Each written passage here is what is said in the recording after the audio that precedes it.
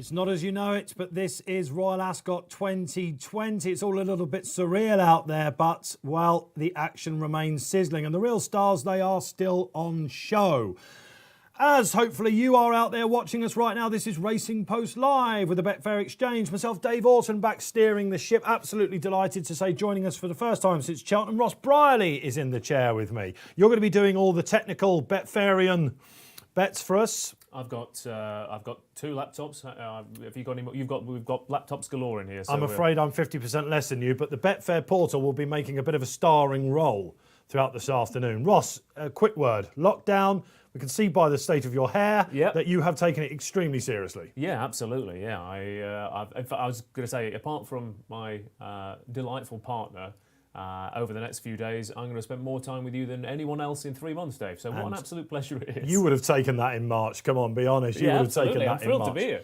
Well, it's interesting. Ross, how do we describe you? Because this is a difficult way to do it. Punter, comedian, columnist. I got that right. It's not easy to say that quickly. Strictly, I was a columnist for 6 weeks, and then the world ended. But we're coming back, Ross, and the column will be back as well. So I'm sure you all know Ross Brierley very, very well. Quite serious in running punter, and he's going to help us along the way. Now, they say it's Royal Ascot, not as we quite know it. But one person has clung on to the fact he would have been at Ascot this year. And I'm delighted to say, joining us from Betfair, here he is, Barry Orr, back in the house, all the way from Dublin. There he is, look at this. Absolutely. If he wears that hat throughout the entirety of this show, that's a 101 gubbed, isn't it? Let's face it, Barry, making an effort, putting me and Ross to shame. How are you? I'm very surprised at your lackluster display there in that studio. Hopefully you'll be better at tipping winners and we can do things right on the races that we have remaining, the 6 remaining races. But I don't know, it's no crime to be skint, but it's a shame to look at. So down to the hire shop, Moss Bros, out we got the old suit again and ready to roll for 5 fantastic days of racing in Berkshire. Absolutely fantastic. You'll know if you're watching us out there that Barry joined us for his debut on the show over the Guineas weekend at Newmarket, and he was on sizzling fire. Don't worry, we will be going before each race preview to find out exactly what Barry thinks of the market and where his plays or lays will be going. Barry, you've got an offer for us as well, I believe. We do, on the Betfair Exchange in the upcoming race, the 150, the Queen Anne. If you bet £20 on that race, we'll give you a £20 free bet. And if that free bet wins, we'll give you another one. And we'll continue to give you £20 free bet until you back a loser. So it's called Free Bet Streak. All you have to do, have a 20 quid bet on the Queen Anne at 150, on the exchange, that is. And if it wins, like I said, we'll give you another free bet for 20 quid. And if that wins, we'll give you another one. And we'll continue to do so until your streak comes to an end. Marvellous. And you can get in touch with Barry or Ross or myself, however you want to. We love the social comments to the show, YouTube, Facebook, however you're watching us. Of course, hashtag what a shout. We got some great feedback over the Guineas weekend. Racing Post Live, I should say, absolutely. I've been in this studio. I've been in this studio since about 9 o'clock this morning. I cracked out a quick feature show, and then I've had to wait for you to come in. I've just been sitting patiently, socially distanced, waiting, and all those hours. I've got to do that for another 4 days on top of this. Barry says, why aren't you wearing your top hat? Let me tell you, it's not easy to get on the tube in a face mask, Barry, let alone put on a top hat. I mean, I could try, but...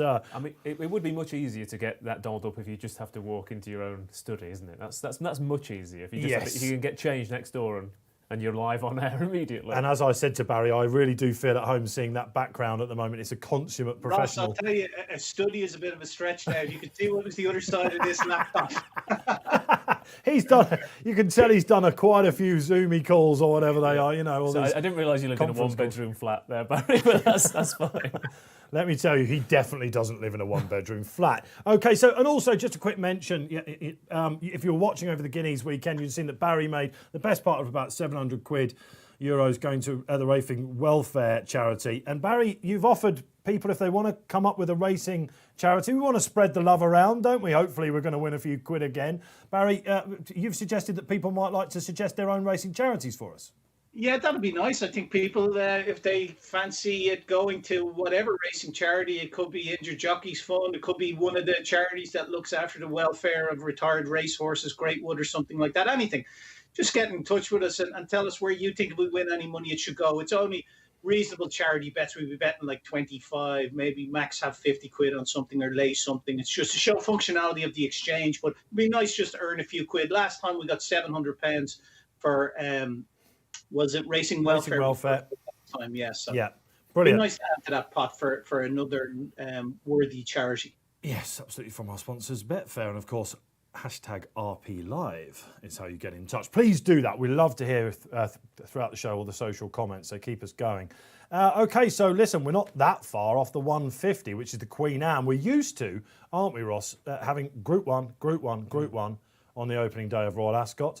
They made it nice and easy for the punters. They gave us a Buckingham Palace handicap with the 30-odd runners. I mean, to be fair, they did kind of make it easy for the punters in the sense that if you just backed everything drawn next to the rail down this near side, you'd done all right. Tell us about that then. Well, I think I was looking at the stats and also previous in running experience, and down this near side is a big plus. I think only Burnt Sugar had won a 7-furlong handicap from a low draw over the past 5 or 6 years, and he switched out the back and came down this near side anyway. Right. So I do think it is a big plus down this near side rail. And we just had Mutamasek, Motakyle. Mutamasek was back in the place. Motakyle make there was a lot of hand-down horses in it, I'll give you that. He had the first and third, didn't he? But the high draw was where you needed to be. Jim Crowley picked right, despite the fact that market didn't suggest he had. Drawn 26 was Motakyle. Cliffs of Capri hit the frame, drawn 27. Jack's Point was drawn 22. And the one to take out of it was Mutamasek, who was drawn 16 and led the middle group down the centre of the track. But again, Ascot every single time. If you can switch off out the back, come late down this near side, I think you're at a big advantage. And Jim Crowley rides the track fantastically well. Yeah, there's a lot of talk about watching your pace maps and looking for the front runner, but certainly if you were drawn low in that opening handicap, if you watched, you didn't stand much of a chance, did you? Did you get on the winner, of course? Richard Hannon opens then 2020 Royal Ascot with a winner. It is a marathon, not a sprint. Don't forget, we'd like to bet as responsibly as we possibly can here. The lockdown for me, I've been telling Barry this as well through the Newmarket weekend. I don't know, I found some discipline, some added discipline, extra discipline. I'm clinging on to that this week. But I don't know, all that time off, you have a lot of reflections. Were you doing any punting on the international, for example? No, I quite enjoyed the break, if I'm honest with you. I know some people got properly stuck into the French action and the South African. Even, I knew some people were betting on Hong Kong handicaps, which was, a bit too rich for my blood. Trying to pick 60-1 winners on the Hong Kong tote was a difficult one. So I quite liked having the break and just like you said, just wipe the slate clean. The winter season is over. Yeah. Because this is the problem with when you're betting on racing or you're following racing, you never get a proper break. You never get to actually take stock. And it was nice to go over figures and bets and things and just have a quick, just get myself ready for the summer. And it's been a good start since I've come back. And okay, good. I feel like you said, I feel calmer, relaxed, well rested. You've got 2 hours for that to change. Let me tell you. By the end of this, I'll be climbing off the ceiling. An absolute wreck. Ross will be back with us on Thursday. Bruce Millington will be joining us for the rest of the week as well. We've got all the top tipsters here. Don't forget our members offer out there for you. Promo code RACING is back. £10 for 3 months of all the premium offers as well. It's all out there. Top tipsters. The racing replays have never been so important. I keep trying to ram that home. I mean, that's the other thing, isn't it? Barry, I'll come to you with this. Are you still keeping a handle on all the racing out there, or are you starting to think, oh, I remember this now, I remember that chat from last year? Because we just had Cheltenham and then the break. The punters have had to go straight into flat mode. Yeah, and that's been brilliant, Dave. Having been starved of it for so long, it's great to have it, and I've completely immersed myself in it. I must say, in my study here, I haven't left for the last couple of weeks. It's been like a swimming pool full of horse racing, and I've dived in head first, and it's been fantastic. Yeah, it's been really impressive the way it's been handled so far, hasn't it? We've also got the boys from MyRacing.com along with us today, and they will usually give us a double on our feature shows each day. They've gone for an acca today, and I'll tell you what, it's very important that we get this out because the boys at My Racing have gone quite heavy on Circus Maximus. He will be their nap today. He's come out to a right price. We'll get to Barry in a minute for that. But the acca is Circus Maximus to win this 150, the Queen Anne. Frankly Darling in the following Ribblesdale, and then Mogul as well. So keeping it solid. Thanks to the boys at MyRacing.com. Do check them out for their tips and expert analysis along the way. Loads of Twitter followers they've got. So come on, boys, let's concentrate now on this 150, the opening Group 1 of the week, the Queen Anne. Did we think it would be this open? Barry, let's come to you for your thoughts first and foremost, and where really has the money been with Betfair? Yeah, well, we've had flip-flopping favourites at the top of the market. Circus Maximus, when we first went up with this, was traded at a low of 9-4 in the exchange, 3.25. Out to 5.5 now, 9-2. It's even a little bit bigger than that, heading towards 6-1 Circus Maximus. Terra Bellum, the filly who we saw win the Betfair Dahlia Stakes in Newmarket just a couple of weekends ago over a mile too. She's dropping back to a mile for the first time. She's been the best backed filly in the race. She's been the best backed horse in the race, should I say, and one of the best backed horses of the day. She's been really well supported. We've also seen money for Muhat there for Jim Crowley, who's into 6-1, having been matched at a high of around the 12-1 mark. Scardu has also been some support for that, but I'm going to stick with Terra Bellum. I think she's a really nice filly, and I don't think over a straight mile here, a really good gallop. She might need a bit of luck in running, but I think she's going to take a lot of beating, and I think I'm going to have my 20 quid on her. Shall we get to that now then, chaps? Shall we, Ross, if you wouldn't mind moving to the Betfair portal and we'll get it up on screen. Let's have a look exactly how wide open this was. I mean, Circus Maximus, my goodness gracious me, bit of 9-4 at the start of the week. You'd wonder if he was at the track if you backed him, I think, pre-Tuesday. Barry, take it away. Yeah, so first of all, I suppose the big thing with Betfair when you go onto it for the first time, all our odds are displayed in decimal. And decimal tells you the actual price. With decimal odds, the number represents the total payout rather than just the profit. So in this case, it's 5.4 for Terra Bellum. So if you have a tenner on that, you get 54 quid back. So it's that simple. It's the total payout rather than just the profit. If that was in a fraction, it would be displayed as a 4-1 chance. But 5.4 at the moment. We're going to have 20 quid on that. Okie dokie, we can see that going on, I think. And so, just place bet. Yeah. Lovely. So we're off and running with the bets, guys. Happy days. So you can see there, the green, that's your profit. Your red, that's your loss, basically. So look, you're going to learn as much as you can about the Betfair exchange. We assume that you're a novice, basically. If you're a beginner, do not worry about it. Enjoy the ride. And if you're an expert, let me tell you, Barry will show some informative things no matter what happens throughout all of this. We have, amazingly, convinced Paul Keeley to come back into the studio this week. And earlier on, he gave us a selection for the Queen Anne. Going to take a chance in race 2. Got to oppose the favourites. Terra Bellum's a terrible price because Frank is on. She'd actually be getting £12 off Mustachery in a handicap. Mustachery has to be considered each way at 14-1. Won the Lockinge first time out last season, but I'm having a big flyer as well on Escobar, who's the outsider of the lot. He won the Balmoral last year, trounced Lord North doing so. If he runs to his best Ascot handicap form, he can get in the frame. 2 jaw droppers there, not just Keeley's tan. I mean, there's a lot of garden action been going on there. But also, of course, he's gone for Escobar. Escobar, what sort of price are we talking about Escobar now? Listen, you know, Keeley has had a couple of successful flyers in this. Remember, Accidental Agent a couple of years ago, he won at a massive price. Paul was IIA in the very first race. And 95-1 currently. So there's your top tipster at the Racing Post taking a flyer in this race. I don't think that he was one of the ones that I was just looking at the 5 place market on here again, because you know, races like this, we were just saying about high drawn horses who come late and fast. Escobar knows one way of running, and that is to come from last, in theory, to first. That's what Lord Glitters did, of course, for them last year. Exactly, yeah. An Accidental Agent came from the back as well. They tend to come from the back in this, and Escobar 7-1 to finish in the first 5. I mean, last year he was a handicapper, but he has the perfect run style. So, you know, if you wanted to 95-1 to win or 7-1 to run on into the first 5 might be interesting. The round course handicaps in particular, a low draw and a prominent racer. I've been crunched the numbers for years. It's amazing how difficult it is to come from right out the back. But on the straight course, it's a completely different story. We also have our first head-to-head of the week. Paul and Barry going head-to-head with Terra Bellum. Sounds like Paul would be a layer there, Barry. Yeah, it did, didn't it? Yeah, I just think that I wouldn't take a literal reading of her mark because she is an improving filly. I know where he's coming from, though, and the step back to a mile is a bit of a concern. But when you hear John Godson, the master trainer, say she's blessed with natural speed, you have to sit up and take notice of that. Yeah, okay, so we've heard from From Paul and Barry. Ross, take the floor. I've backed 3 in this. Is that enough? Why not? Why not? I think it's a fascinating race. I mean, speaking of the horses that Paul and Barry have gone for, I think Terra Bellum. Interesting that she ran in the Opera at Longchamp last year.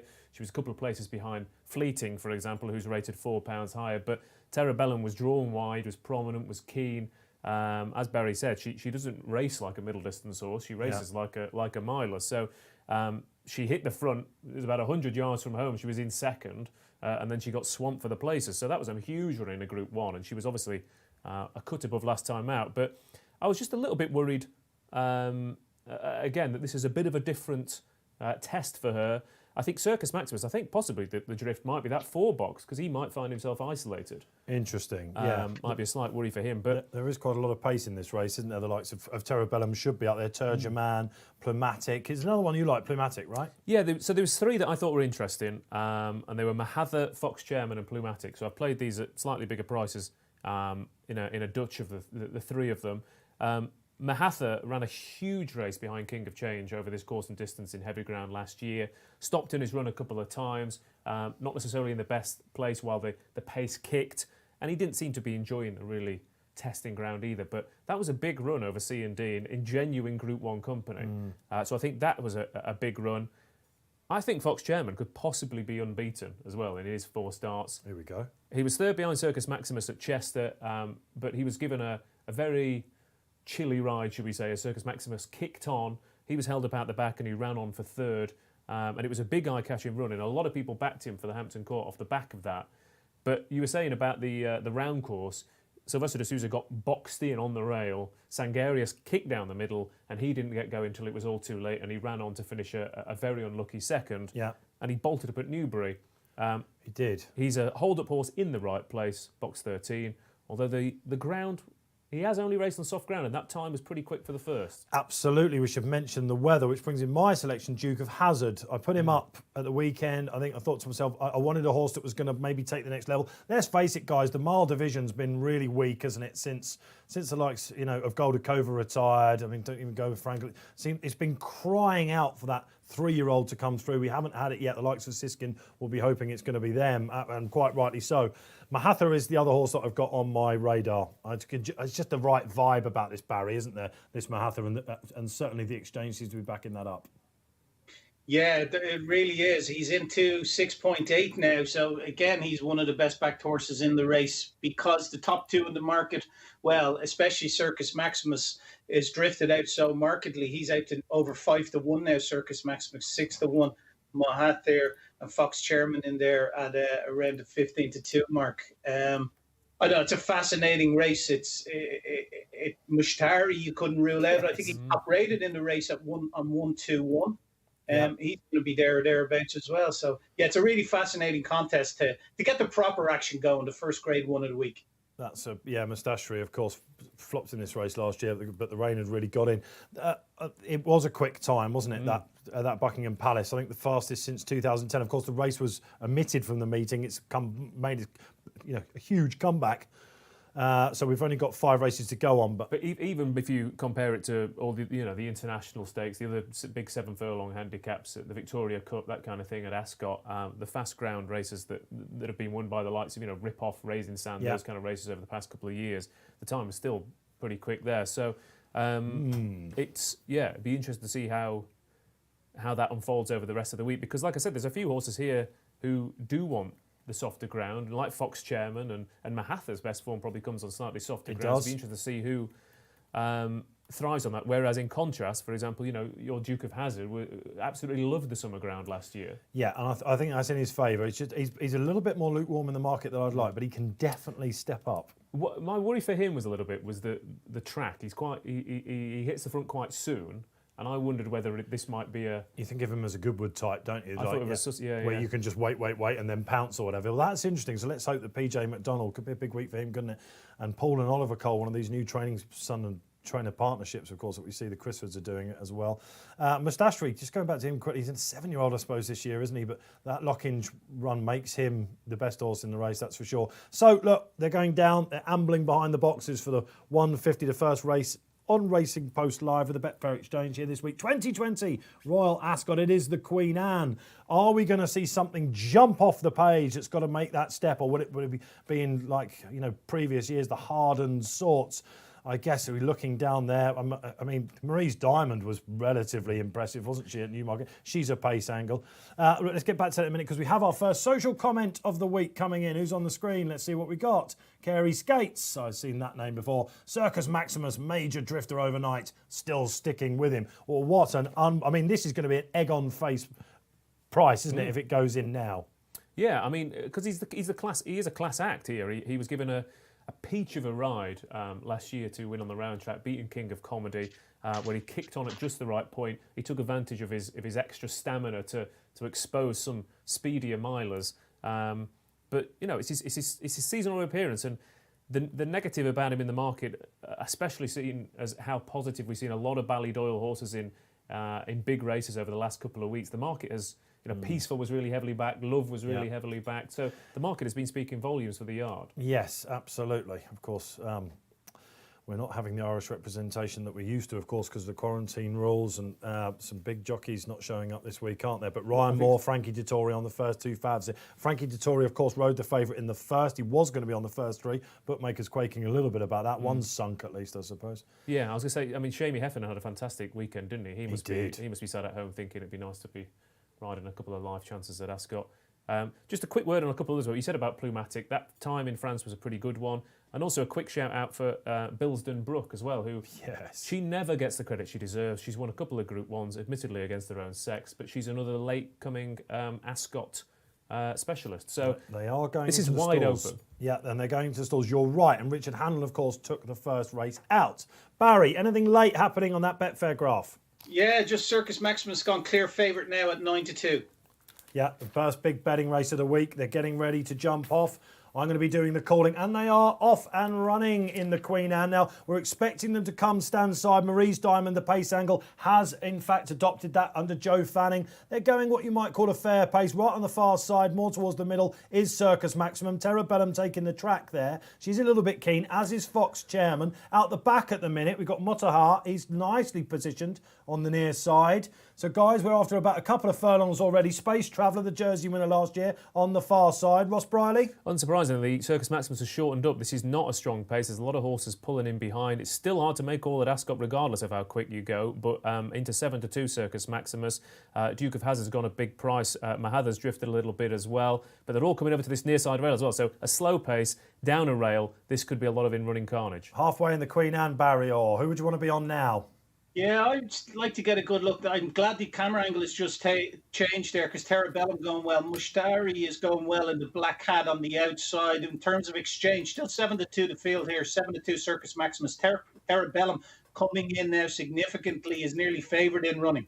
They're winding up. Circus Maximus stands side, 2 furlongs out. He looks the one to beat at the moment for Team Ballydoyle. What a prize this would be. Escobar, Paul Keeley's tips going. Jim Crowley on Motahar. He's getting there as well. Marie's Diamond is not giving in lightly. Here comes Terabellum. Here comes the Frankie for the punters. Terabellum takes it up at the furlong pole. Circus Maximus does not go down lightly. They're eyeballing. The two are coming clear. The rest have got no chance whatsoever. Is it going to be on the nod? Is it going to be Terabellum? No!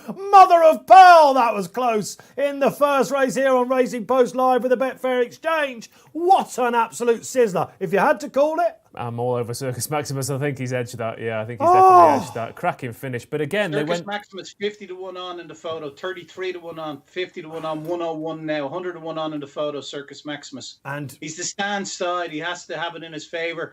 Yeah. But what a ride from Ryan Moore. Did bring the runner up just across into the centre of the track, mind. I wonder, could there be a Stewart's inquiry? He drifted off that rail, Circus Maximus. Yeah, he's won. There's no doubt about it. Yeah, he's got up on the knob. We're watching the slow-mo here in the studio. Has Marie's Diamond clung on for third? That would be a monster career best from her. The two came clear, so we could take a slightly more positive view about the form. It was all about that stand side, wasn't it? If you're watching out there, you're thinking, mine was in the low numbers. I had absolutely no chance. There were some serious flops in the race, I think. A couple looked very rusty to me, Fox Chairman being one. Duke of Hazard, definitely. I just want the big shout out here, though, is if you watch it now, the first three are the first three throughout. no pace whatsoever. It's not set it up for the closers. Marie's Diamond, Circus Maximus, Terrabellum, all of them on the speed. And I think the fact that Marie's Diamond has plugged on for third, while the likes of Accidental Agent, Roseman, Mahatha, loads of horses were inconvenienced by the way the race was run. But that looked a very pedestrian gallop. And I think, to be headed there and battle back, is incredible credit to both horse and jockey. Watching that replay again, I can't quite believe Terrabellum's got beat. Yeah, she came there, didn't she? Frankie did absolutely everything right. She was a tad keen through the first furlong. Let us know what you're thinking out there. Why did she get beat? Is it because Circus Maximus? Dave Jennings in the paper today, if you're in the members section, you would have read, or you bought your lovely inky paper. He said it's got a whiff of the Giant's Causeway about it. If you eyeball it, you're going to know you've been in the right slogging match. And that was absolutely the case there. Barry, you must have thought you had the money, definitely, half a furlong out. Oh, I really did. She traded quite short as well, Terrabellum. I think she hit a low of, just pulling it up here now, she hit a low of 1.13, which is 13 to 2 on. Yeah, unfortunately for me, 113. And the winner hit a high, would you believe? He hit a high of 17 in running. I don't know, guys. We didn't get it there, but life is good, isn't it? We're back at Ascot, Royal Ascot, and what a thunderous finish that was. And pinch yourself, Circus Maximus, 4-1 was the industry SP. Absolutely unbelievable. Beats Terrabellum, the horse that's still going forward. I think we can say that for Frankie and Jos Gosden and the boys in blue. And in third, a gallant run, albeit she was unable to keep it up in the final furlong. Marie's Diamond has confirmed herself a proper top table filly at 40-1 in third. Fantastic stuff. You got the vibe now. Now all this lovely, luxurious little calmness, well-being that you had about you is going out the window, isn't it? No, we're going to say, the heart rate is up now, yeah, and the cogs are whirring, that's for sure. But just watching this race, you've got Frankie and Ryan riding the entire rest of the field to sleep here. Yeah. Those two dueling it out, and of course we have to remember that Circus Maximus is such a tough horse, as you said, when push comes to shove. But I honestly thought Terrabellum, that extra bit of stamina that she'd shown as well. She stays 10 furlongs. She's not been outstayed. It's just that Circus Maximus just doesn't know when to lie down. Cracking finish, but like I said, a little bit frustrating given the fact that you do kind of want to see in championship races like that. You want to see a true gallop. You want to see as many horses get a chance as possible. But the best two jockeys in the race basically sat in the best two positions, and that's how it's worked out. Yeah, I didn't see Marie's Diamond getting such an easy lead when I tried to map the pace, as we call it, at the racing post. You look for your front runners on the straight track, in particular at Ascot, and you want something that's going to latch on. We think they like to swoop from behind, but that turned it on its head. We'll be very interested to see what the time is for that as well, because there was a short, sharp shower. You know that Ascot had 10 mil of rain yesterday. A lot of people thinking, do I want to be running on good to soft? There's been a couple of non-runners scratchings, all with the official going in brackets next to their name. I don't know. I'm expecting that to be, despite the fact that there was a bit of a sly pace early on, I think that might be lively as well. And high numbers all the way. It's like we've never been away, isn't it? High numbers all the way. The winner was actually drawn 4, but has ended up challenging all the way down this near side rail. So that's another shrewd move, I thought, in running for Ryan to come across, to edge across. And we knew that pace would come from Circus Maximus. Don't forget, they tried to make him into a Derby horse last year. So he's won the St James's Palace, and now he's followed up with the Queen Anne. Finally, will people start to latch onto him as a bit of a public horse? Barry, what do you think? Yeah, interesting, Dave, because he's got a quote of 9-2 from 14-1 for the Sussex Stakes. It'll be interesting to see what they do with the runner-up. Like Ross said, we know she stays a mile too. When she took it up, I thought it was all over. But fair play to Circus Maximus. He showed great bottle to come back and a great driving finish from Ryan Moore. I'd still like to see the head on and see, did he just bring her back over to centre of track? And don't forget, she was getting £3 off the winner as well. So they pulled well clear of the third. I think they're two really nice horses. I'd love to see them have a bit of a rematch maybe in the Sussex Stakes. Yeah, absolutely. I think the Sussex is the natural port of call, isn't it? And we've got maybe the 3-year-old stepping up as well. Would Siskin be coming over, Barry, do you think, at any point? I thought he looked tailor-made for the Sussex in the Irish. Yeah, I think that's the way they're thinking at the moment, all right. And we saw that the breeding rights have been sold as well to a Tipperary firm, I would imagine. So be. They didn't want to say, did they? They did everything they could not to say. But yeah, I've got a feeling you might be right. There's not many operations to be able to buy breeding rights off Calla Abdullah now, is there? Not even Betfair. Come on, what's going? Andrew Black and the boys are probably thinking, "Oh, we missed out on one there, aren't they?" I don't know, but yeah, look, the mile division might be getting a little bit warmer. Let's hope that's the case. It's been in the doldrums, and let's face it, if you're a flat fan, the milers are. They're the classics, aren't they, really? They're like the speed horses over the jumps, really. It's just get that tip-top miler, don't you? Yeah, I think the interesting thing is, we saw last year's juvenile crop were phenomenal. I mean, every single top 2-year-old race was won by a form horse with proper form in the book, and you thought, wow, really excited to see the 3-year-old career. So, in theory, it will continue 3-year-old and then 4-year-old next year. And interesting, again, that race dominated by 2 4-year-olds there. So, you're right. We have had a few years where likes of Mustachery and Accidental Agent and Lord Glitters, older horses have improved to win Group 1s, partly because there hasn't been that rich crop of younger challengers. But it does seem to be going back towards a much stronger level between 3 and 4-year-olds. Yeah, let's hope that's the case. So all eyes on the Sussex Stakes at Glorious Goodwood next month. We must doff our caps as well to the guys at My Racing. Circus Maximus was the nap. Congratulations, chat. 4-1, unbelievable. That's going to really boost up your ACCA. Just to remind you, Frankly Darling for them in the next, and then Mogul. Probably a cliff horse for a lot of people today. And our YouTube commenter as well, Casey. He was keeping the faith. Casey Skates. I'm trying desperately to work that one out in my head, but Casey Skates was on. Absolutely, keep the faith. If it's a real name, it's a cracker, isn't it? Yes, absolutely. Casey Skates, absolutely. Get your march on. Don't forget to like the stream if you're watching out there. We know you are getting loads of messages in on my phone. I can see it beeping. Like us here at #RP Live with the Betfair Exchange. We're off and we are running at Royal Ascot. I'm getting excited now, guys. I think that was nice. We threw through the race. We got a little bit of reaction there as well. We had that lovely photo finish. That's why I always get up in the morning to come in here. We want the close finishes. Well, and the best thing is that you generally do at Ascot, because it's it's like running up a lighthouse, isn't it? Half the time, and the way the horses finish, and the amount of times. I mean, that's another great example. The amount of times you've backed a horse at Ascot and thought, we've got it here, only for something else to appear from the pack and chin you. Yes, we're looking at the replay actually here in the screen. I don't know if you can see this as well, Barry. There's one horse that I want to take out of this, and it is the Tregonning horse. The eyes were drawn to him very much. Muhatha. It's just so difficult sometimes, isn't it? To never mind after 2 weeks of racing's resumption to get them all right. And Handan Helmet Tomb has a lot of horses in the race, but I think if there was a chief sufferer, Barry, with the lack of pace, it was Muhatha, wasn't it? You might look at him for a summer mile or something like that. He's having a nightmare here. Yeah, I can't see the rerun that you're looking at, but no, my eye was drawn very much to the front 2 in the market. I wasn't looking in behind. Yeah, fair enough. Well, your money wasn't on a hold-up horse then, Barry. That's that's how it works, isn't it? Yeah, absolutely. Bruce Millington was in doing the Guineas show with us, Barry, and he said, why are the Betfair punters so concentrated on the hold-up horses when all the action is happening up front? That was a classic case of maybe exactly where your eye's drawn in a race, isn't it? Especially at Newmarket, like you said, everyone at Newmarket goes, well, that's travelling well, and then you go, the front runner's gone 10 lengths clear. Yes. Have we got any thoughts about the grounds, guys? Barry, it looks like a sound surface, doesn't it? Yeah, the Times are suggesting that as well, aren't they, Dave? So I don't think there's any concerns with the ground. They hadn't raced on it since last year, and it looks like in top nick. I'd say, if anything, they probably needed a drop of rain. Yeah, well, we will await the official time of the Queen Anne.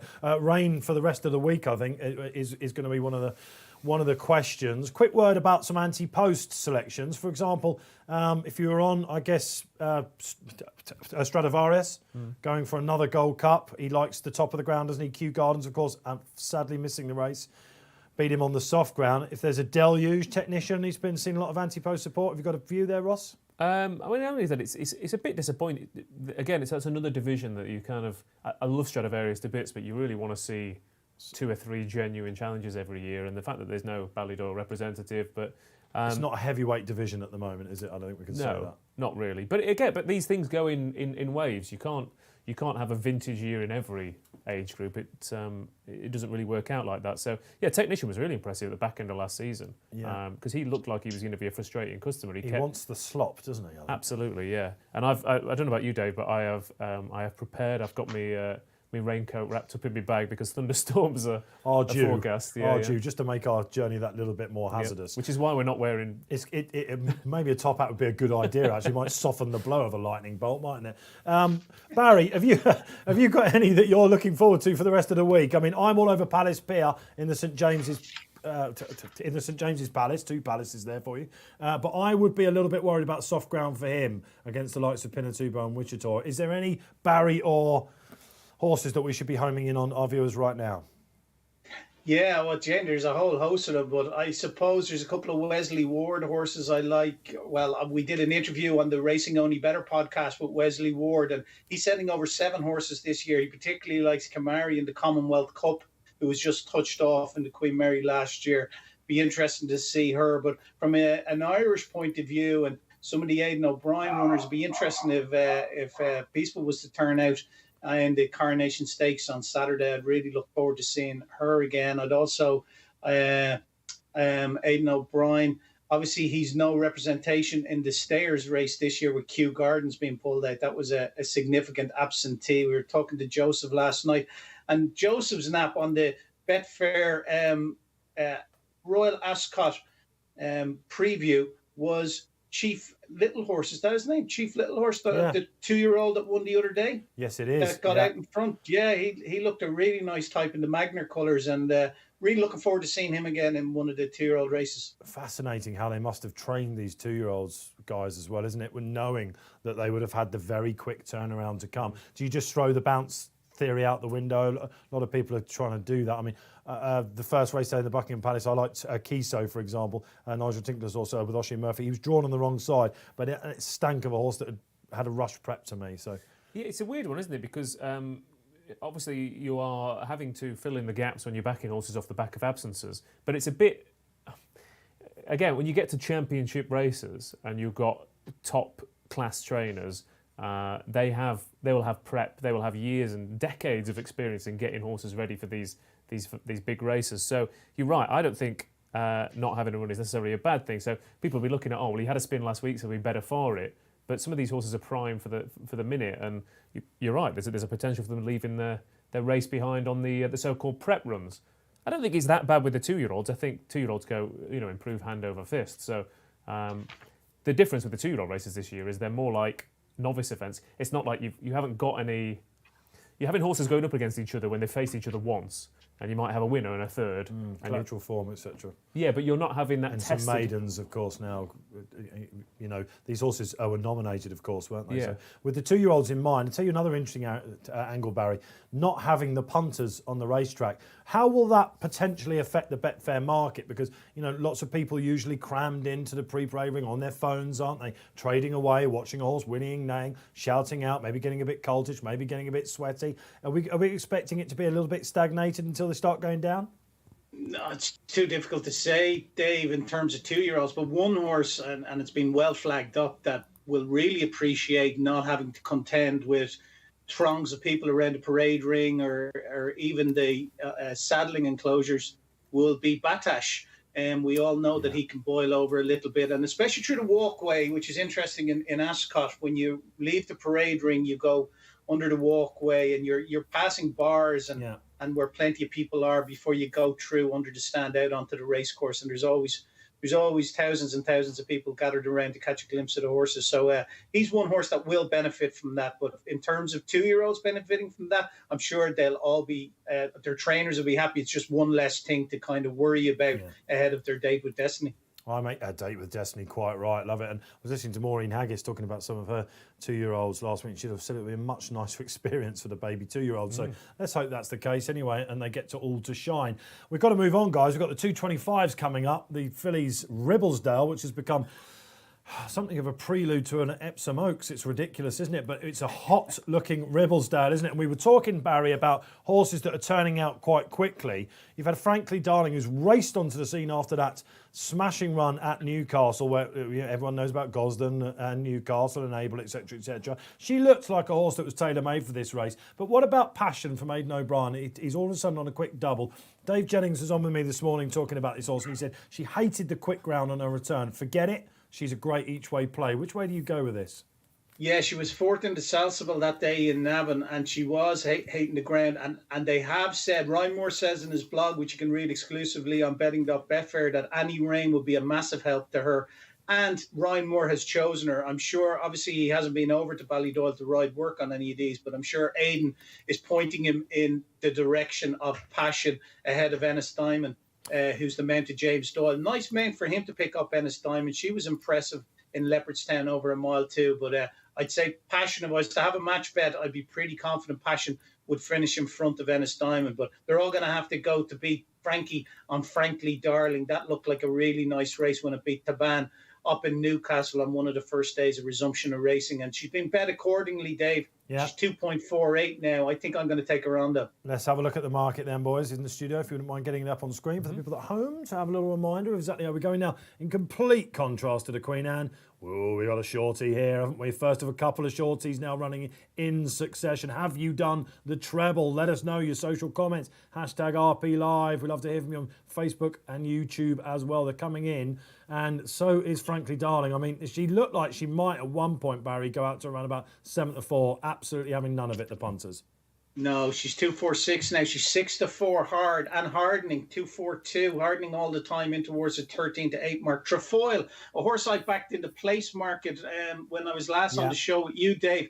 She managed to finish third that day. I wasn't impressed with her. If anything, I thought Run Wild wasn't the fancied one out of the stable that day in the Betfair Pretty Polly. She got loose in the lead, and like many horses that weekend in Newmarket, once they got a soft lead up front, took a bit of pegging back. She'll improve for the run Trefoil, but I like Miss Yoda. I like Passion. I think Ennis Diamond will be there as well. West End Girl, not without a chance. So I think I'm going to take the favourite on. There's a lot of unexposed fillies in here, and just at the price 2.46, I think she's a leg.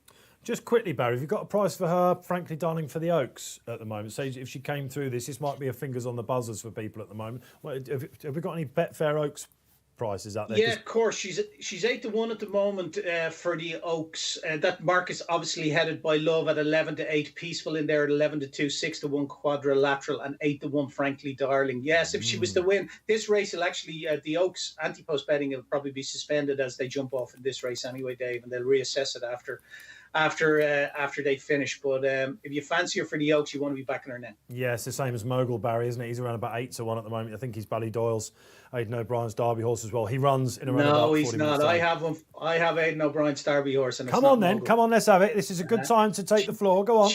You saw it the other day in the Irish Guineas. Vatican City. He will absolutely love a mile and a half around Epsom. He was a bit unlucky, wasn't he, Barry? He's a bit unlucky in that in the Irish Guineas. It was a rough race, I think we could say that. Yeah, there's a few hard luck stories in the race, all right, but he stayed on better than anything, and that was a nice pipe opener for him. It was a good trial, and he won't be the colour of 12-1, or he's 14-1 out there in a couple of places. He won't be the colour of that come Epsom Derby Day. Unlikely to be wearing the pink colours on Epsom Derby Day, according to Barry. Or let's go back to this then. And Frankly Darling. Can I just confirm, by the way, Barry, did you want to lay Frankly Darling? Is that what we're doing? Yes, if you don't mind, please, Ross. I think she's 2.48 at the moment. Yep. As you'll see there, Ross, lay is the pink, 2.48. Like I said, in decimals, it's just a little under 6-4. Underneath the 2.46 is the amount available that you can lay her for, which is 3,558. So we're just going to take 25 quid of that, Ross. Or it's if you don't mind. She just shot in as well, so we're going to get a shorter price. She just shot into 242, yeah. So you've laid it 2.44.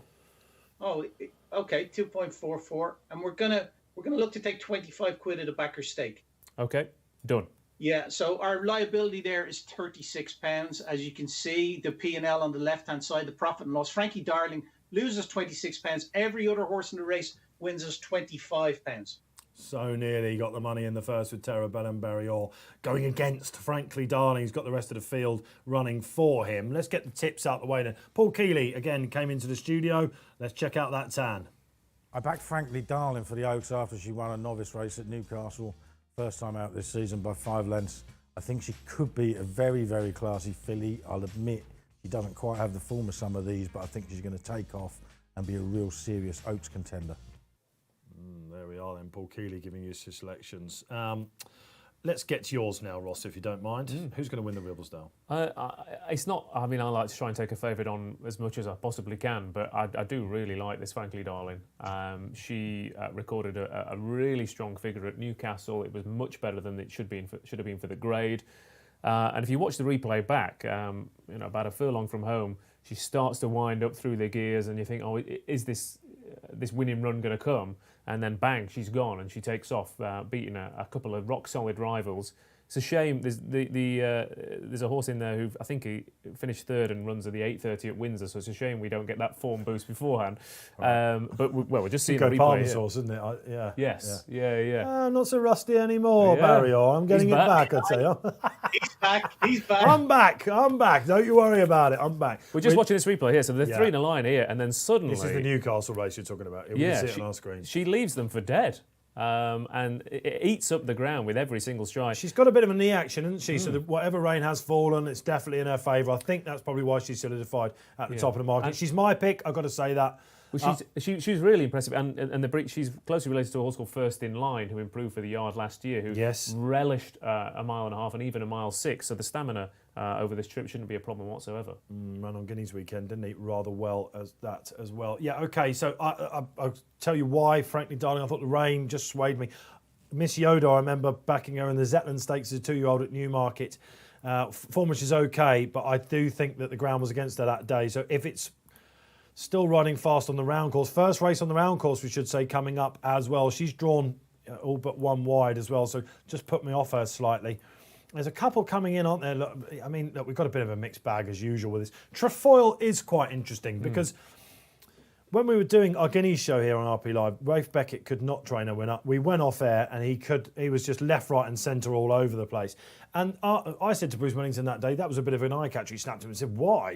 But I think maybe with the extra distance, she's got a good draw as well. The market, Barry, seems to be showing Trefoil a bit of love.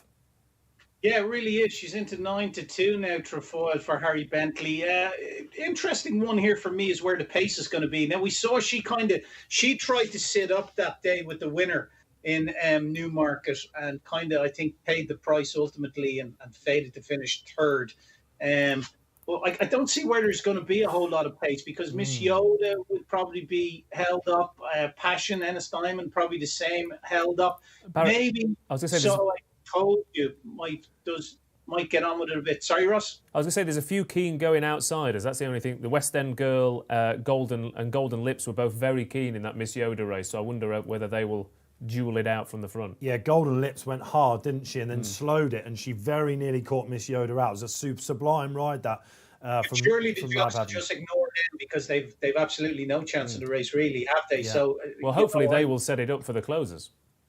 Yeah, You'd imagine Ennis Dimon would try and get across from stall 10 with James Doyle. Ennis might. There you go. I mean, I once called Oshie Murphy Oisin, so thank you for helping me with the pronunciations. Oisin sauce. That's exactly what he made reference to that and found it very funny. I went very red in the face, not for the first time here in the studio.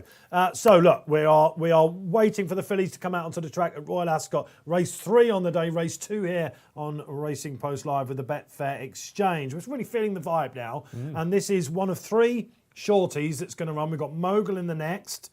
Can I reveal, Barry, that you're quite keen to take on the Mogul? Yeah, I'm going to be laying Mogul. I'm not going to be laying him at the price when I last looked, 2.14. I think I'll be setting my own odds there, Dave. He was 183 this morning. I thought at odds on or around even money mark, he was a lay. I wouldn't be laying him anything bigger than that, though. So one of the great functions on Betfair is if you don't like the price you see on there, you can go and select your own odds and set your own odds. So that's what I'll be doing come 3 o'clock.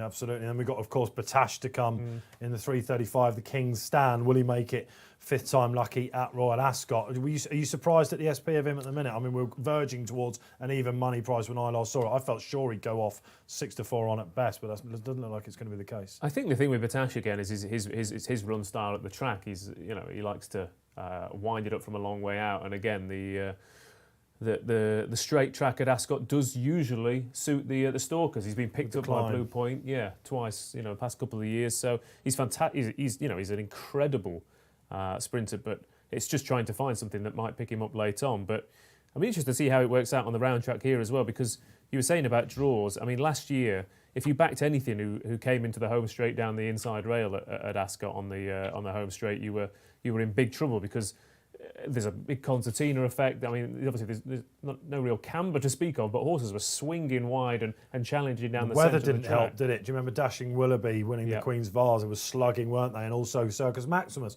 when he won the St James's Palace, he came wide, I think, I remember, with King Comedy as well. Yeah, I think it's got a lot to do with the weather. So again, the jockeys are finding their way on the round course for the first time at 2:25 as well. I was going to say the time of the Queen Anne was very slow. Okay. But they went very slow, so it's hard to... Didn't really help us that, did it? It didn't, no. With the going indicators, yeah, you can never really second guess a jockey. I think I'm seeing Barry some love for Ennis Dimon now.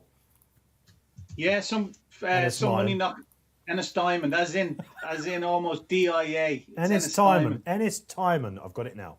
Yeah, into 11 now, but Passion still well ahead of her stable companion in the market there at 13-2. The favourite steady away around 2.44 to back, 2.46 to leg, and it's been around that mark for quite some time now. But so like I suppose with Frankly Darling, you'd imagine she'll be mid-division and might just set it up for her. Is that the way you're thinking, Ross?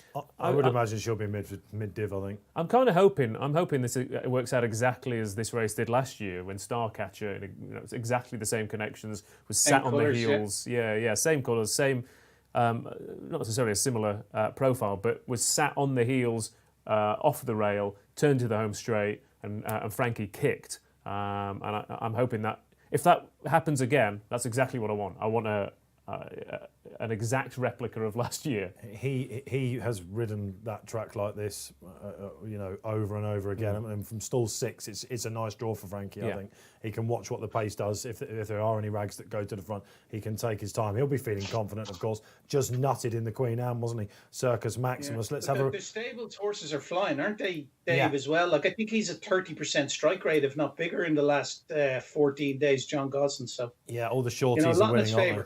Yeah, all the shorties are winning. So, look, the Ribblesdale's coming out. Let's have a reminder of my racing selections because their nap Circus Maximus went in. In their Acca was Frankly Darling in this, so they'll be getting excited. And Mogul as well in the next race as well. I was going to say the horse we haven't talked that much about it is Passion. You're talking about the ground for Passion, but I think the main thing when I watched the race back was that she just didn't look quick enough for that trip, and the cheek pieces on. Yeah, and there's proper stamina in the pedigree. I mean, she's related to Capri, who of course improved for 1.6 miles in time. So I think that she'll be a very different proposition over this 1.5 miles than she was over 10. She just didn't seem to have the gears when they quickened in that listed race last time out.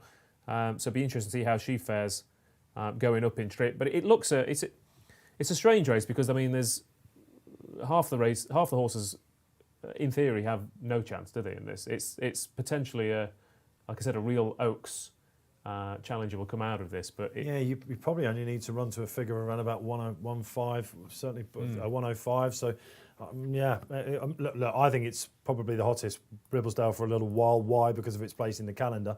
But they are down at the start actually, and just looking at a couple of them now, they're around about, what have we got, 3 minutes till load time, basically. So fingers on the buzzers if you've not played yet. A reminder that Barry has laid Frankly Darling. Myself and Ross very keen on it. Yeah, I like her. So we are head-to-head. We are head-to-head. It's probably the hottest Oaks trial you're going to see all year, Dave. But I still don't think whatever wins it will be favoured for the Oaks off the back of this, no matter how impressive. If Frankly Darling... Yeah, because of love, yeah. Yeah, that was so impressive. That was a good day, Barry. Myself went for that one in the 1,000 guineas, but the only thing I got right that weekend, actually. It got me out of a little bit of trouble. So, Frankly Darling for me, whether I'd be playing now at 11.08, I've got to be honest, it's verging on a bit too skinny. One horse that could have a say, guys, at a price is Hold Fast for Andrew Balding, David Probert on. I was quite impressed with her at Kempton. I analysed that race in the paper for the analysis department, and I like the way that she was green and kept pumping it out, and I think that's probably what you'll find with some of these early all-weather races. They probably will work out to be quite strong, won't they? Because horses were trying to get fillies of this calibre into the right black-type races. I'm surprised she's 33-1, considering Andrew Balding is probably set for a decent week, isn't he? I think that's just telling you how good the front 3 or 4 in the betting potentially are, though, isn't it? If a horse who, like I said, recorded a fairly decent figure. I mean, she's only got a rating of 74, so. It's an interesting move for the team.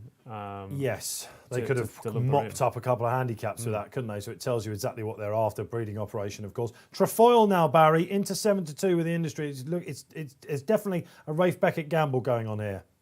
Yeah, plenty of money knocking around for the around 11-2 mark. Would need to improve considerably on what it did in Newmarket that day, like we spoke about earlier.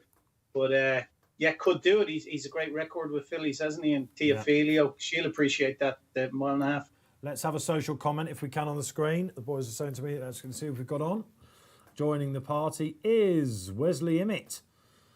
How do you think Frankie Dettori will do today? Well, he's been fav in the first beaten, Wesley, and just chinned in the second. Strong chance here, isn't he? Frankie and Ascot, isn't it? That's what everyone, all the punters out there will latch onto him. Everyone, all the eyes of the world are watching. And we'll get back to that comment because they are now going in as I prepare myself to call them off for the 225, the Ribblesdale, the second of 6 races here on Race Day Live. Now, let's have a little look. What have we got? Okay, couple more to go in. One that we didn't talk about, So I Told You, for Richard Hughes, in very famous colours, in the Arcos family, but not much love in the market for that. They're in then. Ready yourselves. It's the Ribblesdale, the 225 over a mile and 4.5. A slightly ragged start. Trefoil's had an absolute shocker from the gate. We'll get to that quickly. Catch up all the way for her. Barani Star, one of the rags on the outside, taking up the running. It looks to be Golden Lips, as Ross Brierley called. Pretty keen at the moment, frankly, darling Ross. Just off. Yeah, absolutely. Again, I don't think they're going much of a gallop at all, are they? Again, which is the what we had to say about the Queen Anne, and there are quite a few horses reefing and pulling farther ahead. We thought there might be 2 or 3 front runners. There's only one getting an easy time of it out in front. So, very keen, frankly, darling. On the plus side, in the right position, how the race is unfolding. But like you said, on the downside, expending a bit of energy.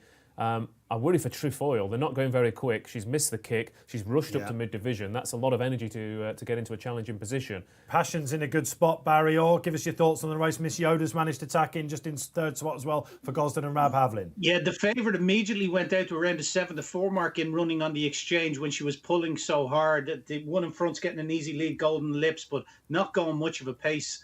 I think outside of that, Miss Yoda seems to be travelling well, just going to go up to the quarters of her stable companion.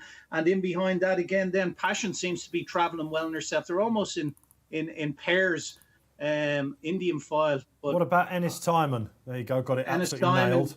Yeah, around 11-1 chance at the moment in running. They've definitely steadied it on the far side. Swinley Bottom they're at the moment. The famous Swinley Bottom walking for the third. Yeah, they have walked it. So what price is Frankly Darling, Barry? Because she's got to be in the box seat, hasn't she?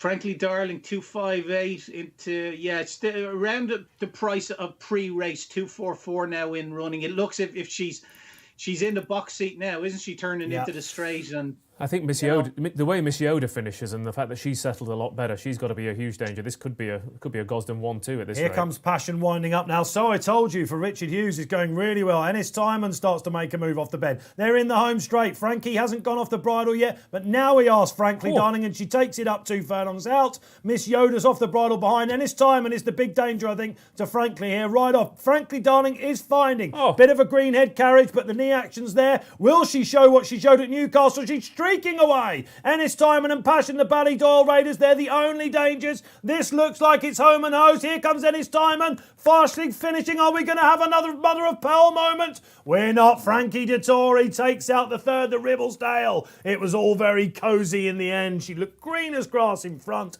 Frankly Darling for Gosden, Oppenheimer and Frankie Dettori. Star catcher last year. They've done it again.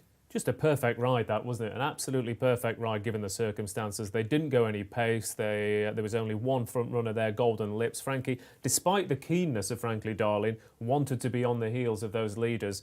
And again, it's that turn of foot that she showed at Newcastle has helped her there, because he has turned into the home straight, exactly what he did countless times over the past couple of years on this round track, and has kicked and said, come and get me. He had to go, didn't he? Because he he knew that probably the closers would be mounting. She'd expended a bit of that energy early on. She was keen. Yeah. He had to go. And I think there was a worry. That was his advantage, wasn't it, that moment? I think there was a bit of a worry, Barry, wasn't there, about a furlong out where she just started to hang. The head went up a little bit, purely down to greenness, though, I'm sure. Listen, she's absolutely destroyed a good bunch of fillies there. And you could call it from a long way out as well. She just didn't settle down the back straight, or even when they left the boxes, because they didn't go much pace in the race, as we see.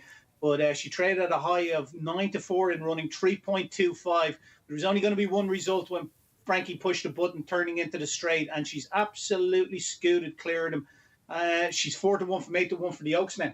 4-1 from 8-1. So if you took that 8-1 that we were talking about beforehand, happy days indeed. The MyRacing.com boys, they are having an absolute blinder so far. Circus Maximum and Frankly Darling in their ACCA. If you were following that in earlier, all eyes on Mogul coming up now. But order restored, Frankie Dettori. There was a bit of a mooted celebration there. My big shout for the week was, come on, jockeys. Everyone at home, they'll be watching it just because they're not at the track.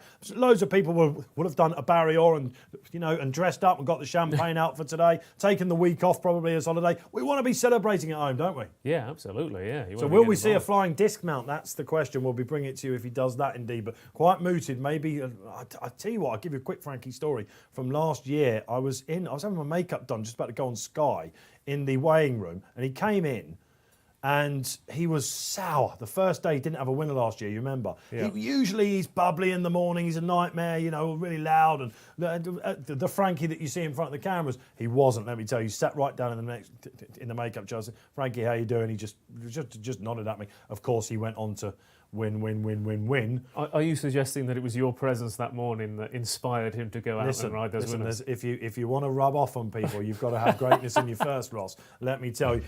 Barry, let's get back to that race. How short did she go? How short? How short did she go? She went to No, what I mean is, how short did she go? How short did she go before I'm straight is what I'm trying to get to, because she had been keen.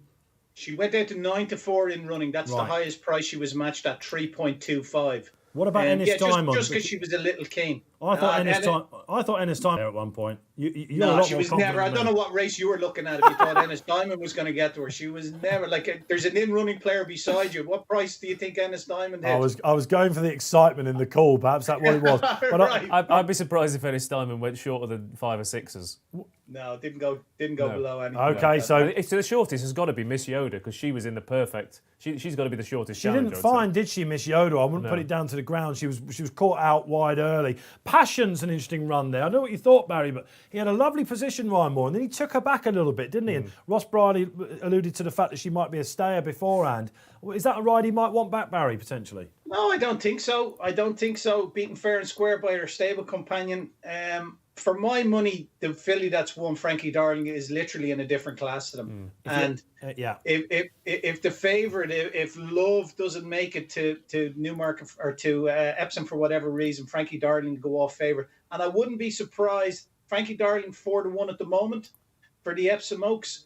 I think she'll go off considerably shorter than that. There looks two outstanding 3-year-old fillies, and she's one of them. Loves the other one. And if the Racing Post headline isn't Frankie Darling tomorrow, then I don't know. Someone needs to get fired. I do give a damn. Yes, absolutely. Well, there we listen, go. we had the headlines, didn't we? We love. We're being spoiled at the moment. Once again, John Gosden looks like he's got a serious stable of fillies out there. The one that won at Newbury as well, in the Abdullah colours. I forget her name, but at the weekend.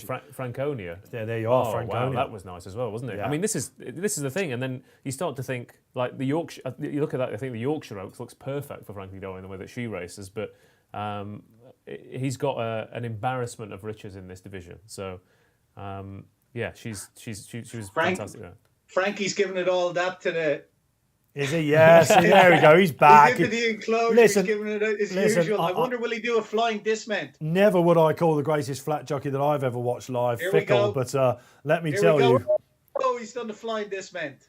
A winner means everything to Frankie at Royal Ascot, let me tell you. He'll now have the pressures off, and he'll be fine with the media again now. He'll be having a fine week, I know that. Well, I mean, you say he takes it quite hard when he gets beat. Well, he did last year. I was surprised. The Queen must have really hurt. Well, that's kind of what I was alluding to. I think getting chinned by Ryan Moore in that race, he obviously would have really fancied himself on Terra Bellum, wouldn't he? Okay, so we're 2 races down here on Racing Post Live. We've had pretty much the market expectancy. I mean, Barry, once again, You've hit the crossbar a little bit so far. He was so close with Terra I've got Bellum. Frankie wrong. I'm 2 for 2 with Frankie. I'm 0 for 2 with Frankie. I got him wrong in the first race. Well, he did nothing wrong on Terra Bellum. She's just beaten by a better horse on the day. And I got that badly wrong with... I did my money in style there, that's for sure. And Mogul Lay coming up as well. Yes, let's do this, Ross. Let's do this. Come on. Okay, Are we going in now? Are we going in 3 now? o'clock, the King Edward VII Stakes. The Group 2 is the race we're alluding to. There's the market. No, I'm going to do though, Ross. I'm going to lay Mogul, but I'm going to lay it at even money, which is 2.0. Now, it's 2.10 at the moment, which is 11 to 10. I think that's too big a price. And like I said, one of the beauties about Betfair is you can set your own odds. So if you go and click on lay on the column on the right-hand side. There we go. Yeah, and I'm going to take £50 out of the backer stake there. So if we're laying it, someone's looking to back that. If we take £50, but at even money, 2.0. So if you select the odds of 2.0 and put it into lay that. Now that won't be matched immediately because at the moment to lay it you have to go 2.12. We're going to leave that there, and I think the market's going to come in my favour because. Barry, Sorry? I was going to ask you, do you want to, because obviously you have the options of leaving it to go in running as well. Yeah, no, we're just going to, I think I'm just going to leave it for pre-race for now. But like you say, Ross, yeah, of course, if we wanted to keep that in play, if it wasn't matched at even money before the race started, it could potentially get matched in running by clicking on the keep bet tab.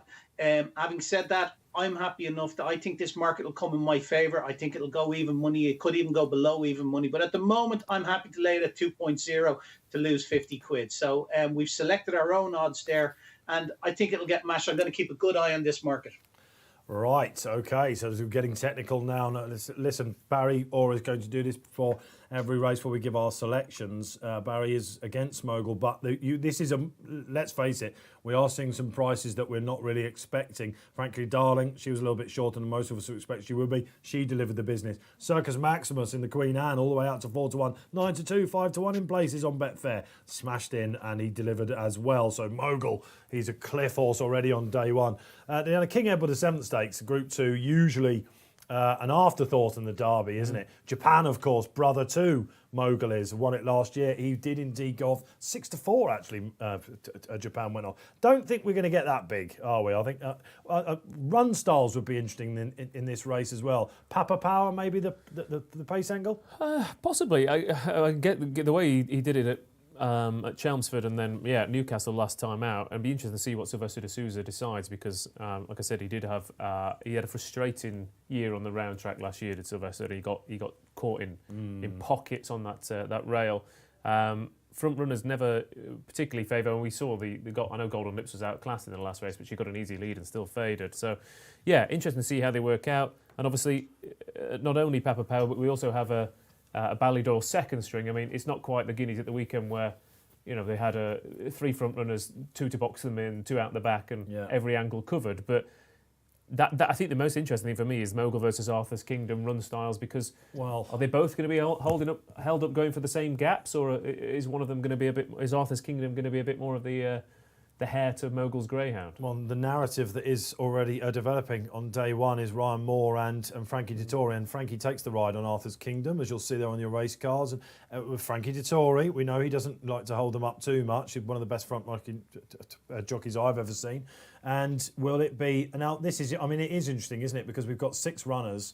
You were expecting maybe a similar pace scenario to what we just had in the Ribblesdale there. So he's not going to want to be far off them. Arthur's Kingdom didn't do a lot wrong at 2. He had some top form. His French form towards the back end has been let down a little bit since they've all reappeared at 3. I'd be surprised if he was the danger. I thought Mohican Heights would be the danger. It's just a case, Barry Orr, I guess, of readiness with David Simcott's horse. Started off in Ireland, of course, this chap, didn't he? He did, yeah, with Fozzie Stack, and was sold for over £500,000 just, I think, on the eve of Royal Ascot last year, actually, at that sale, if I'm correct. But he's a son of Australia and probably considered an early developer for one of his sons. They do blossom a tree, and he'll really blossom for this 1.5-mile trip. In terms of pace, I think there's no doubt you're going to see Papa Power right on the bunny, right from the get-go. He'll be leading. He'll definitely be up front in that. And I think Arthur's Kingdom's going to keep him honest up there as well. Grade 1 place there, Group 1 place as a 2-year-old Arthur's Kingdom. They're going to try to set it up for Mogul, whose stamina is not going to be in question. But you could say the same about Mohican Heights. It's going to be a fascinating race. But for me, I think Mogul, with a view to the Derby, I don't think Aidan O'Brien is going to have this horse fully tuned up. If this horse was to run well and finish in the first 3 in a good competitive race and get a good blow into him, I think that would just be ideal for Aidan. I don't think you're going to see them absolutely, really dipping this horse to win this race ahead of the Derby. That's what you get here on Racing Post Live with the Betfair Exchange, real-time analysis and opinions as it's all changing. A lot of the top tips says, if you're doing spotlight writing or you're putting up for some bookmakers or whatever you're doing, we've had 72-hour decks, haven't we? 48-hour decks, and so much can change. The beauty of this live show is that you can change your opinion. You can say it out how it is there. Barry thinks that they'll be happy if Mogul, just runs a tidy race with the Derby in mind. Fascinating, considering we're talking about one of the pivotal horses market-wise. The bookmakers as well, let's talk about them. They'll be thinking, hang on a minute, we've got Potage coming up. We've potentially got a Jubiloso in the Duke of Cambridge, and then we could have an absolute plunge on something like Moon King in the last. Well, Verdana Blue's short enough for a big field in the last as well. So, and it's a very popular horse with punters. So, I mean, this is the other thing to mention, isn't it? Given we were saying about the truncated campaign so far this year, and you might get horses rising out of trials and given a couple of runs, and they come to the fore and they go, we've got a real challenger here at Royal Ascot, and you get things out of the the wing mirrors that you weren't expecting. But with the lack of trials, with the lack of racing to prep for this, it's all going to be going on your ability to get horses ready for these big races. And your O'Briens and your Gosdens are absolutely second to none. So if you're a smaller trainer, you're already on the back foot. And the great thing is we can debate these merits as well, and that immediately makes you think, of Dave Simcock and his horses. They have had a pretty slow start, I think, haven't they? Yeah, he's had 18 runners, no winners. He's had several place in the past week, but there's been a few of kind of looked a bit sluggish out of the stalls, like they are needing the run. So are you surprised that he's holding his price in the market as he is? Let's get the market back up on the screen before we go to Paul Keeley, if you don't mind, guys, and just have a little reminder of this, because I thought Mohican Heights would be on the slide, I have to say. I thought that especially after a couple of races, I was expecting probably Frankie to have one, probably O'Brien. Okay, it's gone that way. But here he is still. I mean, Barry, that's 4-1. He's never really gone much above that, has he? Mohican Heights, no, he hasn't. He's been steady away at that, really, Dave. Arthur's Kingdom as well at 11-2. It's a 9-1 bar. The favourite, the market coming back in our favour. I think we're going to get match and even money here, Ross. He's 204 to back, 206 to lay now. And I think once the horses leave the parade ring, I wouldn't be surprised now to see, once punters see this favourite going down, okay, I wouldn't be surprised to see his price shorten significantly in the next 5 minutes. Yes, could we have our first odds-on shot of Royal Ascot in race 4? Happy days. Let's see what Paul Keeley thinks will take out the King Edward VII. There haven't been many solid Derby trials so far this season, but I think Mogul can put a pointer down for the Aidan O'Brien team. He's odds-on, probably deserves to be. Didn't really handle the all-weather at Newcastle in the Futurity last season, but he's going to absolutely relish the step-up in trip. And Mohican Heights, the trainer of that one, has had a slow start since the break. Interesting thoughts from Keels again. Then just to remind you about the My Racing boys as well. They've got, they're going on to a treble. Circus Maximus, the 4-1 juicy shot. Frankly Darling, probably thought that was the solid one in there. That was your double landed. And now on to Mogul. They've got some other selections for all the races, actually. Glass Slippers in the 3:35, the King's Stand. Jubiloso, another solid one there for Stout in the 4:10. That's the Duke of Cambridge. And the final race here on Racing Post Live is going to be the Ascot Stakes, the 440, in which they're going for Debarwi 50. There's a lot of love for our top tipsters for him as well.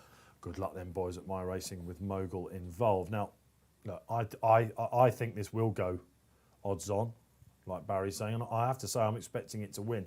A lot of that, if you're looking at this with my punting hat on, I think Mohican Heights is probably a false price. He is either going to be another one of these horses that Dave Simcock can have that's going to travel the world and nick a couple of top prizes. There's quite a few horses that Dave's done that with successfully, but just first time out. I mean, what price is he for a Derby, Mohican Heights, Barry? Have we got a price for that? That's a bit of a curveball I've Just throwing you there. I can dig it out for you for sure. I mean, I don't know whether he's in the betting yet, but this could be. What I'm saying is, if he's not in the betting for the Derby, and yet here we're looking at a horse that's probably going to go off 7-2, definitely the cheap opposition in the market. Now that Arthur's Kingdom's taken a little bit of a walk, I don't know. I think the thing I is, can't see him in it at the moment. Yeah, to there tell you the go. truth. Not in our sports book. You didn't think about it, coming into this, did you? But if he wins this convincingly, surely there's only one way they're going to point, isn't there? I think the thing is that what Barry was saying about Mogul, not wanting to knock him about. However, but if you don't beat this lot, you can't win a Derby, surely. Tom Segal put up Pile Driver, who ran so well in the classic trial at Kempton, I should say. Usually it's Sandown, isn't it? At Kempton. Because he just didn't like the look of the favourites first time out. So I think that was kind of Tom's argument there. And Pile Driver for Willie Muir, who had a placed horse at massive price, Jack's Hope in the first. He's in cracking form, Willie Muir. He's had countless horses going at or run at big races at big prices. So yeah, huge chance on the stable form. Woody for him he's a bit of a keen goer, and he's drawn in one. So again, I'm just worried about him getting boxed in behind the front runners. Boxed in a race of 6, you can imagine it, could you? I mean, but we've seen it at Ascot countless times in the past. Those in championship races, those slight margins make all the difference. And we were talking about pace, Barry, and I wonder whether Papa Power's up there, but also Sound of Cannon was very, very keen on his return at Lingfield. So I wonder whether those two could take each other on and set it up for the closers. But it's a really tough race to find an angle into, because obviously that Cameco form at Newcastle last year, obviously the Switch Racing Post Trophy is rock solid, and I thought Mogul was really inconvenienced there. He got hampered at a crucial point early on, which meant he lost his position and Cameco kicked on. So the favourite's got the best form, but there's still question marks around him first time out. But then, like you said, you start going down the rest of the field and you're thinking Simcock first time out, Arthur's Kingdom's form let down last year, Papa Power front runner, Pile Driver boxed in, Sound of Cannons, is he good enough? And you start to look at all 6 of them and you think, well, what are we? I think you're over-analysing it there now, because Papa Power is going to get off in front and make it a good test under Sylvester D'Souza. I don't think there's any doubt about that. Sound of Cannons, I think he was just fresh first time up. That's why he's not a horse that necessarily will want to or needs to lead. So I can see Papa Power getting a soft lead up front. I can see Arthur's Kingdom kind of trying to keep him honest to make sure there's a good pace in the race, but he doesn't have to make it either. Mohican and Mogul will probably just track them. Like Mohican Heights, the win in Salisbury, he had Berlin Tango behind him that day. Yeah. Like there's a good line of form there, as middle distance 3-year-olds go. Like Mogul, for all they were saying, it didn't suit him. Newcastle, when it got switched, the Racing Post Trophy, or the Futurity Trophy to give it its correct title, just didn't suit him. No Newcastle on the trip, and he was staying on. He was well supported that day. Don't forget that. And, you can make excuses for these horses, but there's probably no shame in getting beat by Cameco there either. But for me, I just think that he's not going to be fully wound up today, and they're not going to want to dip him with a view to the Derby, and they're going to want to have as many runners as they can in the Derby, really. It would be no surprise even if Archer's Kingdom was to beat him today for my money. Interesting. We know who wins derbies, don't we? And for Aidan to not have one of the first 2 favourites at the moment, you just got a feeling that's going to change. I think it will change after this, because I'm very keen on Mogul. I'm really surprised not a 4-5 shot. Ross Brierley, selection time? I think Mogul will probably win. I hope he does. I have backed him for the derby, so I'm hoping an impressive win is coming to give me a bit of hope there. I think Papa Power could potentially fill the forecast spot as long as he doesn't go too crazy out in front. So Mogul to beat Papa Power, but again, for me, it's definitely more of a watching race for future races. But good news for Barry, his lay has been matched. Oh, should we get it up then? Let's have a little look. Good news, Barry. So again, contrasting fortunes throughout the day. They're going to be in the studio and in Dublin as well, because I'm hoping that this one goes in. But at the same time, what we did Barry, there was we selected, it was 2.10 at the time, which is 11 to 10, but we didn't want to lay it at 11 to 10. Well, I didn't. I wanted to lay it at even money. So that goes into the back column, because you're looking for someone to come in and back that horse with you. So you're basically the other side of the bet. And thankfully we've got done. He's 202, 204 now. And he loses us 50 quid, and every other runner in the race, the other 5 horses, all win us 50. So fingers crossed we can get off the board for the charity. I don't know, did we put the call out for a charity, Dave? Yeah, well, we have got some social comments coming in. We're asking you out there to choose your suggestions for a racing charity. Stephen Loftus comes on. Should be a Ballydoyle 1-2 here. Arthur's Kingdom will be a lovely ledger horse. Yeah, absolutely. You could be looking at numerous ledger horses here, couldn't we, Stephen? Stephen, you're quite right. I had Mohican Heights down as that type. Australia, the sire. Well, he's closely related to another horse that David Simcock trained called Curb Your Enthusiasm, who was a mile and 6 horse through and through. Remember him? Yeah, So, he was a tricky the orange character, wasn't he? silks. But he did stay. And you do associate Dave a little bit more with the ledger, I think. His Good trainer. TV show, that. Yeah, Excellent, Curb Your yeah. Enthusiasm. Oh, yes, indeed, absolutely. Pretty good. The first Larry David nod of the week. Absolutely quite right. Yeah, I'm a big fan of that as well. Arthur's Kingdom then for Stephen out there. Let us know exactly what you're thinking. You can get your social comments in for Ross or Barry or myself via hashtag RP Lives. Facebook, YouTube, however you're doing it, on Twitter with the Racing Post handle. We know you're out there. We're going to say about tactics, bear in mind what you've just said. Mohican Heights bred to be a stayer. Arthur's Kingdom, closely related to Joshua Tree, who was placed over 2 miles for the same connections. So you've got, a bit like the Ribblesdale, you have 2 horses in Mohican Heights and Arthur's Kingdom who, like Passion, for example, are probably a bit more stamina-based. And you've got Mogul, who's probably a bit more like Frankly Darling in that respect. I wonder if Ryan will take a note from Frankie's book and sit in that position on the heel of the leader and try and kick down the home straight. That's got to be the plan, hasn't it? I think, absolutely. So we're expecting maybe a little bit of cat and mouse. They'll be hoping that Sylvester does the honourable thing and sets a fair pace. They're just ambling round at the start. Yeah, go on, I don't think anything here will be ridden for a change of pace for sure. Yeah. I think it's more going to be winded up from a long way out, and whoever stays the best is going to win. Oh, it's going to be a sluggers fest then, isn't it? Happy days. And look, we've seen Frankly Darling just take out the Ribblesdale. She's now into 4-1, 7-2-ish, second favourite behind Love for the Oaks. You're getting it all here, real-time analysis, reaction as it happens, because Mogul could well be the Derby buzzer after this.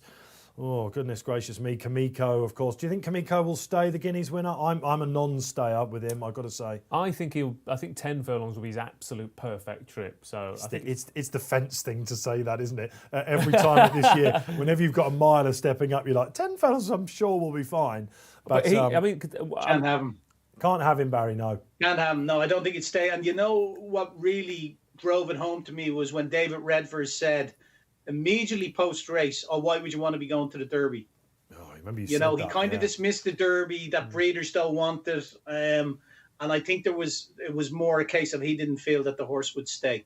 It has become a Ballydoyle benefit. They make it into such a test, don't they, I think, to exactly expose horses like Kamiko. English King, were you impressed with him for Ed Walker? Absolutely. The Lingfield Derby trial. We could get a boost for him, couldn't we, if Sound of Cannons makes the frame? Yeah, absolutely. I mean, he's one of the few horses who've come out of, as you said, the wing mirrors, the ones where you're not expecting to see them in the mix and really throw his hat into the ring. But yeah, he travelled really well. He went a good, honest gallop. His late race sectionals were incredibly impressive for a 1.5 mile horse. So yeah, he's got to have a chance. And again, we talk about. I think Lingfield gets a bit of a bad rap as a prep for. It shouldn't do for now, Epsom. should it? Obviously, Anthony Van Dyke, of course, and the Oaks winner. Yeah, which not Annapurna. Annapurna, very good. Thank you for rescuing me there. I thought we were going to be safe for a while. while. I was back in the game, but I can't remember last year's Oaks winner. Come on, it's just come out of lockdown. So Barry, remind us, you're just hoping that the team take you on with Mogul here. And I mean, from a Betfair perspective, if you've got Mogul coming out and winning convincingly now, what sort of price will Batash be in around about 40 minutes time in the King's Stand? If this was to win, Batash, it looks like on the exchange he's going to be even money. I'd say with the sports books, he'd probably be 4 to 5. He'd be a shade of odds on. There'd be an element of defensive pricing off the back of running up money for sure. But that would mean Mogul having to win as well, because obviously a lot of people would have put in Frankly Darling, Mogul and Batash. That seemed a popular double. I think it was working out around 6 to 1 at one stage yesterday when I looked. I didn't check it this morning, probably bigger than that now, obviously with Frankly Darling, and the price that Mogul is now was odds on this time yesterday, but odds against now.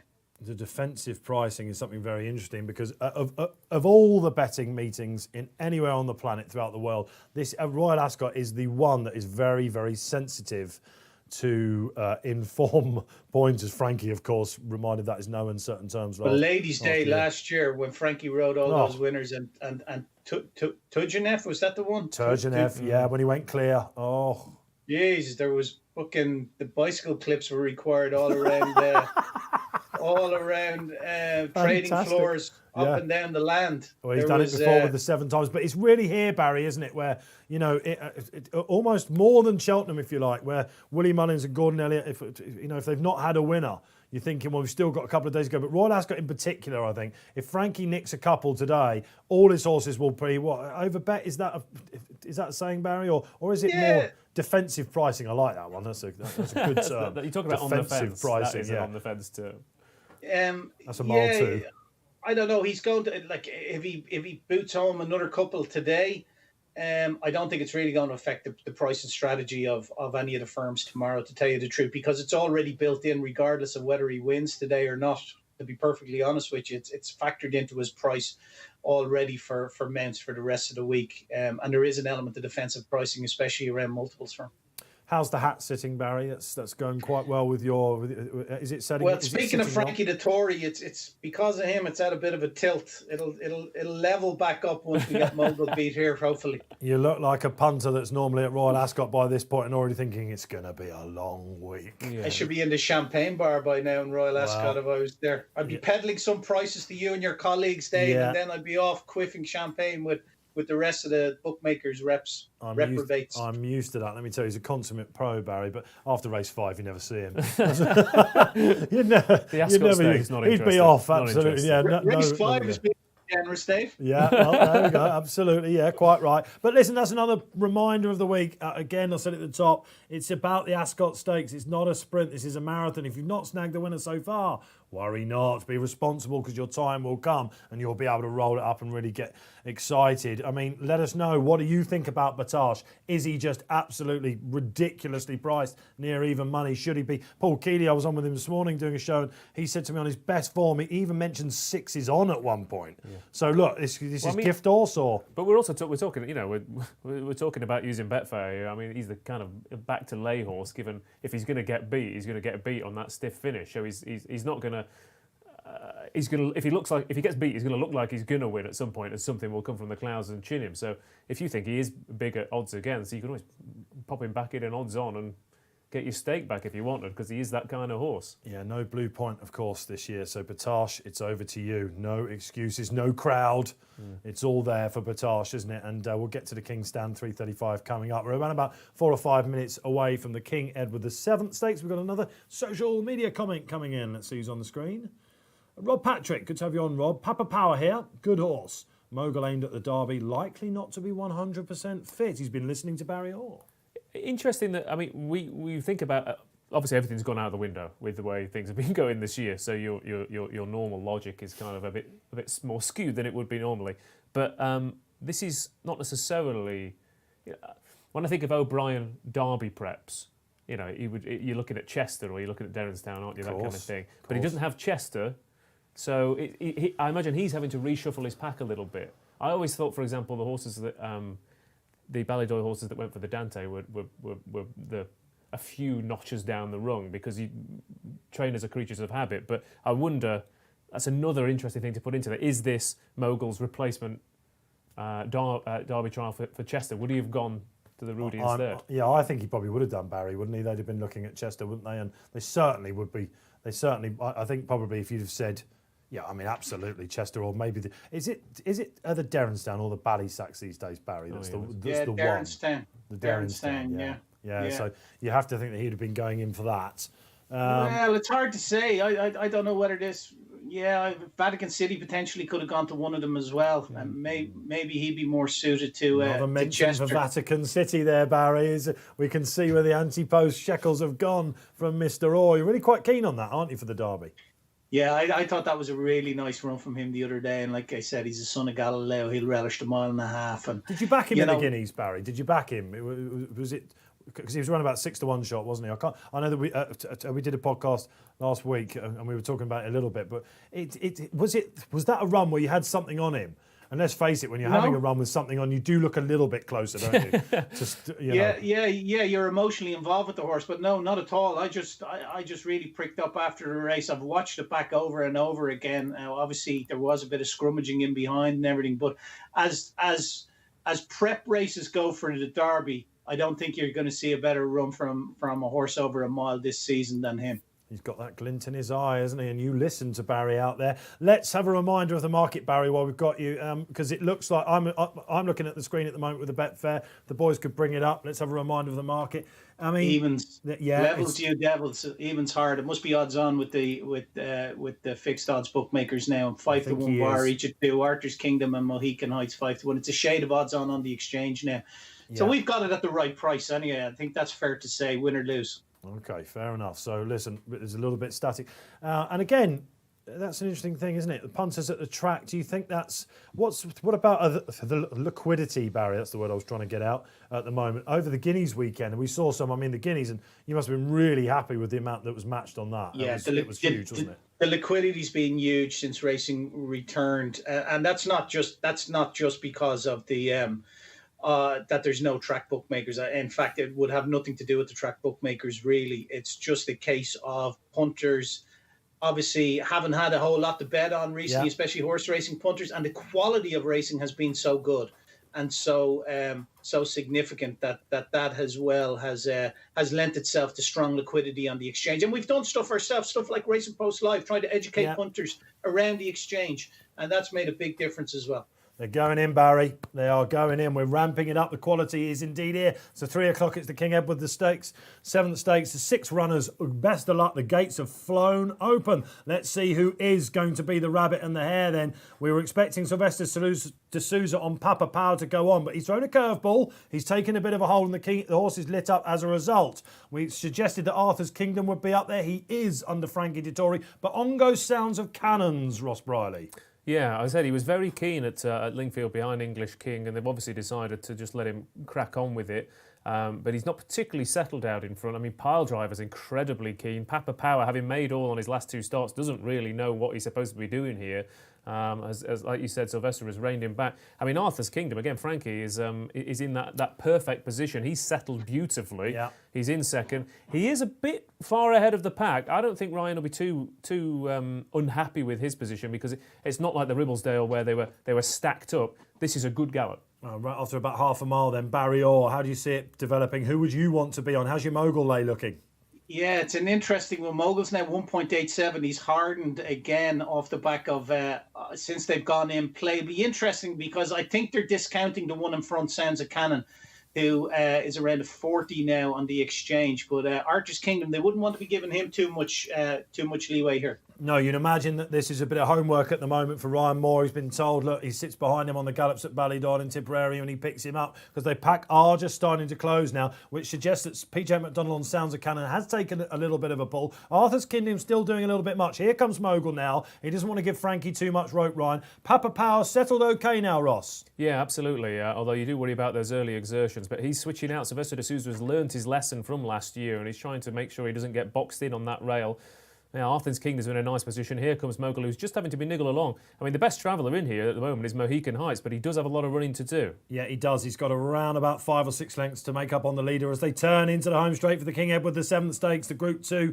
And who's going to take it up here now? We're really going Piledriver, Tom Segal's Willie Muir pick. He's come there absolutely cruising. Mogul's going to have to tough this out, boys. Arthur Kingdom, he's right under pressure. Looks like he might be spent. Papa Power. Here comes Mogul down the wide outside. Mohican Heights has got about 2 lengths to make up on him. Ryan Moore just rolling him out. He's getting confident. Mohican Heights is finding his feet again. This is going to be really tight. Piledriver on the rail. Mogul looks like he's gone. Arthur's Kingdom's coming back. Mohican Heights down the middle. Is it going to be Piledriver for Willie Muir? Aye, Willie Muir, you're right, Ascot winner. Tom Segal knocks it out the park. Price-wise selection. Arthur's Kingdom in second. Lads, what happened to the market leaders? Mogul and Mohican Heights both flattened out. Yeah, they didn't find... I mean, Mogul in particular looked absolutely legless. He didn't seem to find anything whatsoever. There was a change of pace lacking for him. Have to watch the race back again, because we were talking about your eye being drawn to fancied runners or horses you've been keeping an eye on. And Piledriver snuck up that inside rail and kind of came from nowhere to spring a bit of a surprise. And Arthur's Kingdom has been in the perfect position. There's no excuses for him, I don't think. He's been beaten fair and square. Mogul looked a bit slow on that evidence. He came there cruising, didn't he? I think. Now, he can't keep a good man down. Third time lucky today, Barry Orr. He gets the money. The Mogul Lay was there. And Barry, you actually called it quite right, didn't you? Because you said you were a little bit sort of worried about his race fitness. Yeah, I was, Dave. And Arthur's Kingdom's ran well there. Pile Driver, I know price-wise has tipped it up, but I think that's that race... for my money now, just my initial reaction would be it's not, as Derby trials go, that wouldn't be one of the significant Derby trials. Mogul, you'd have to say, was very, very disappointing. He had every chance in the race, and when he went for him, he didn't pick up at all. He looked very, very one-paced. I thought for a couple of strides, Mohican Heights was going to pick them up when he came with a run on the wide outside, but again, it looks like his stable's just not in decent form at the moment. Will come on significantly for the run, I'd imagine, and probably still go to Epsom with him. But I'd say it's a question mark about Mogul, although he will improve for the run, but he looked very one-paced and couldn't get near Archer's Kingdom. But Pile Driver, what a day for Willie Moore. No, the old dog for the hard road. Is that what they say? And great to see him. Great to see him with his day in the sun. A Betfair SP at 22. Interestingly, Archer's Kingdom hit a low at 3.05, just 2-1. Mogul in running hit a low of 1.36, which is around a 4-11 mark. But fair play to Connections and Martin Dwyer. Good to see him ride a Group 2 winner at Royal Ascot. Yes, it is. Absolute wily. Martin Dwyer, been around a lot longer than most of us in the game, that's for sure. And listen, this is a fantastic result because we mentioned at the Buckingham Palace handicap, he had the third in that as well as Jack's Open, 66-1. What a day for the team. I'm just watching the replay. That Mogul makes an almighty move as Pile Driver kicks to go onto the heels, and at that point there's kind of three in a line, and then he just drops out of sight. I felt sure when calling it he was going to come and pick them up, and Ryan hadn't gone for the stick at all. Mohican Heights, I think, was eye-catching there. First time out, he was solid in the market, wasn't quite clearly fancied. They obviously know they've got a very nice horse here. RE anti-post then, Pile Driver, I'm sure they'll roll the dice at Epsom. Whether it's going to be enough to worry the likes of Kamiko and an English King, probably not.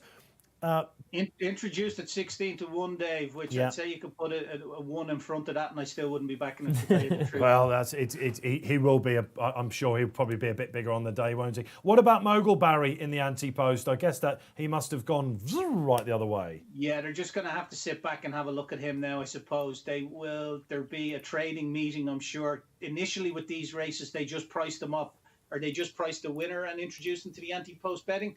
And then they'll revise the market after they have more time to look back on the races. A full revision will take place after racing, I would imagine. But it's interesting with Pile Driver. In Newmarket last year, I tipped him up on our podcast in the Royal Lodge. I thought he had a real big chance in it. And I swear to God, he could not put one foot in front of the other. He was only 8-1 that day, wasn't he? Yeah. Yeah, he was only an 8-1 chance. There was money for him as well. It was on good ground. There was no excuses for him, not that I read anyway. And Kamiko finished second that day as 6-5 favourites. But, it's horrible when you fancy a horse really like I did as a 2-year-old last year. He had a good first run back this time in Kempton. And he goes and does it impressively there, but I'd have to question the validity of that form. Yeah, I think that's fair enough, isn't it? The fact that Arthur's Kingdom were coming back. Arthur's Kingdom Ledger, Stephen suggested that on the social. Surely that's the way they go with him, isn't it? Well, he didn't see. Yeah, because he was just plodding, wasn't he? He was just going. He looked like he'd gone, and he was coming back at the line. Going, so yeah, I think the interesting thing for me, looking at Mogul's pedigree, is a lot of his relatives, really excelled. Again, we talk about the fence option of 10 furlongs, but given how big a move he made. Sorry? You think he didn't stay? Well, he's burst to the front, and with a furlong or two to go, you're thinking he's going to come into the mix. And he has dropped down, as if the petrol tank has completely gone to zero. So, if I was doing a comment in running there, I'd be tempted to say raced awkwardly when beaten. He looked like he was carrying his head. So, 2 for the Ledger. Arthur's Kingdom and Mohican Heights. Papa Power's a bit disappointing, wasn't it? Not the way we saw that going. No, I'd like to see him get off in front, like to ride him aggressively and really give him a chance. Sometimes when they try to be too clever trainers and jockeys. Sometimes when they're making a plan for a race, we know the horse responds well to being up with it and to going forward. and they've held him up in a grade 2 when they wanted to find out how good he was. It's just nonsensical to me sometimes. So look, the drama is unfolding here. Let's hope you're watching us here on RP Live with the Betfair Exchange. Myself, Dave Orton, Ross Brierley and Barry Orr. Barry, feeling a bit more confident now the lay's gone in? All the hats up right, look, it's gone up right again. Yeah, she straightened up all right off the back of that, thankfully. But it's not over yet, Dave. We've still got the King's Stand to go. So let's it's a watching brief for now. Yeah, commiserations to the boys at myracing.com. That was mogul all the way, wasn't it, for the ACCA? They got the double up, but the third leg went down. Just to remind you, in the next race, the King's Stand Glass Slippers, Kevin Ryan's Abbey winner for the boys at myracing.com. Okay, so we're a couple of races in, aren't we? We've got 3 more to come. Let's hope you're enjoying the action. Do let us know how you're feeling, how your bet's going. Is it all of a sudden looking like it's going to be a long week, or are we cracking the bubbly open? Hashtag RP Live on YouTube and Facebook. Let's hope you're watching and let us know all your comments out there. How are you feeling, Ross? Yeah, I'm all right. I'm just Calmness is still with you a little bit, isn't it? This is the thing I have to remind myself every time there's a festival is that, like you said, it's a long week. How's the in-running going? Today, not great. Not great.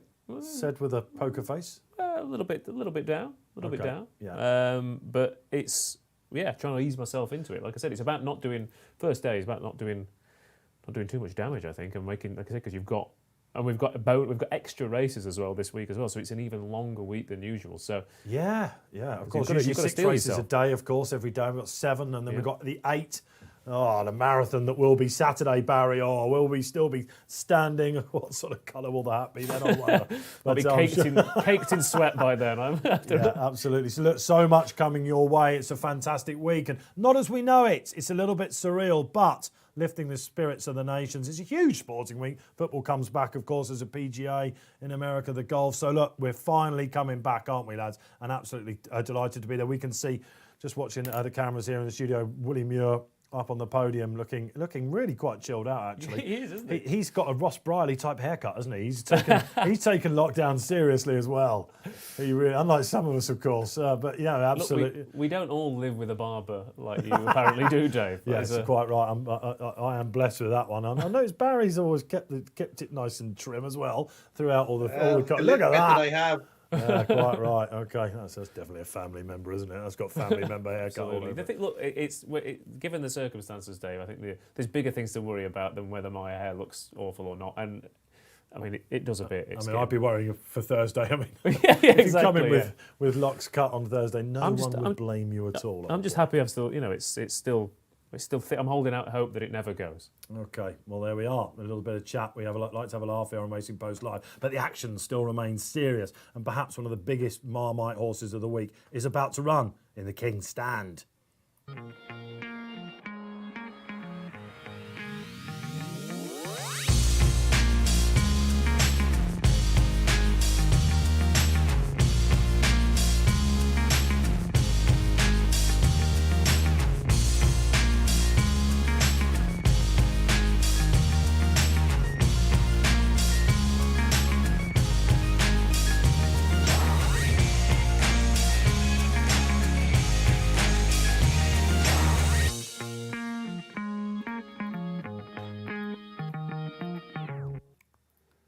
Back. Thanks to the guys in the studio for putting some lovely graphics there, some loads of pointers for you. Let's talk about then the 335, the King's Stand, absolute speedsters.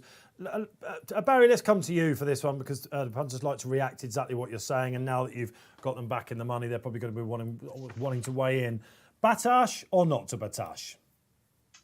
Yeah, he's a funny one for me because there's no blue point in it this year, obviously. He's traded at 5 to 1 on and 5 to 2 on the last 2 years before getting collared close home by Blue Point. Is there anything as good as Blue Point this year to do him? I don't think so. On ratings, he's miles ahead. Like we said earlier, he hasn't to contend with any crowds or, that he could get possibly agitated by the atmosphere or his surroundings. So that's another plus for him. And he's been back accordingly, Dave. He was odds against at one stage this morning out to around the 11 to 10 mark. He's 1.95 now, so he's odds on 10 to 9 at the moment. The best backed horse in the sports book is here, though, Liberty Beach.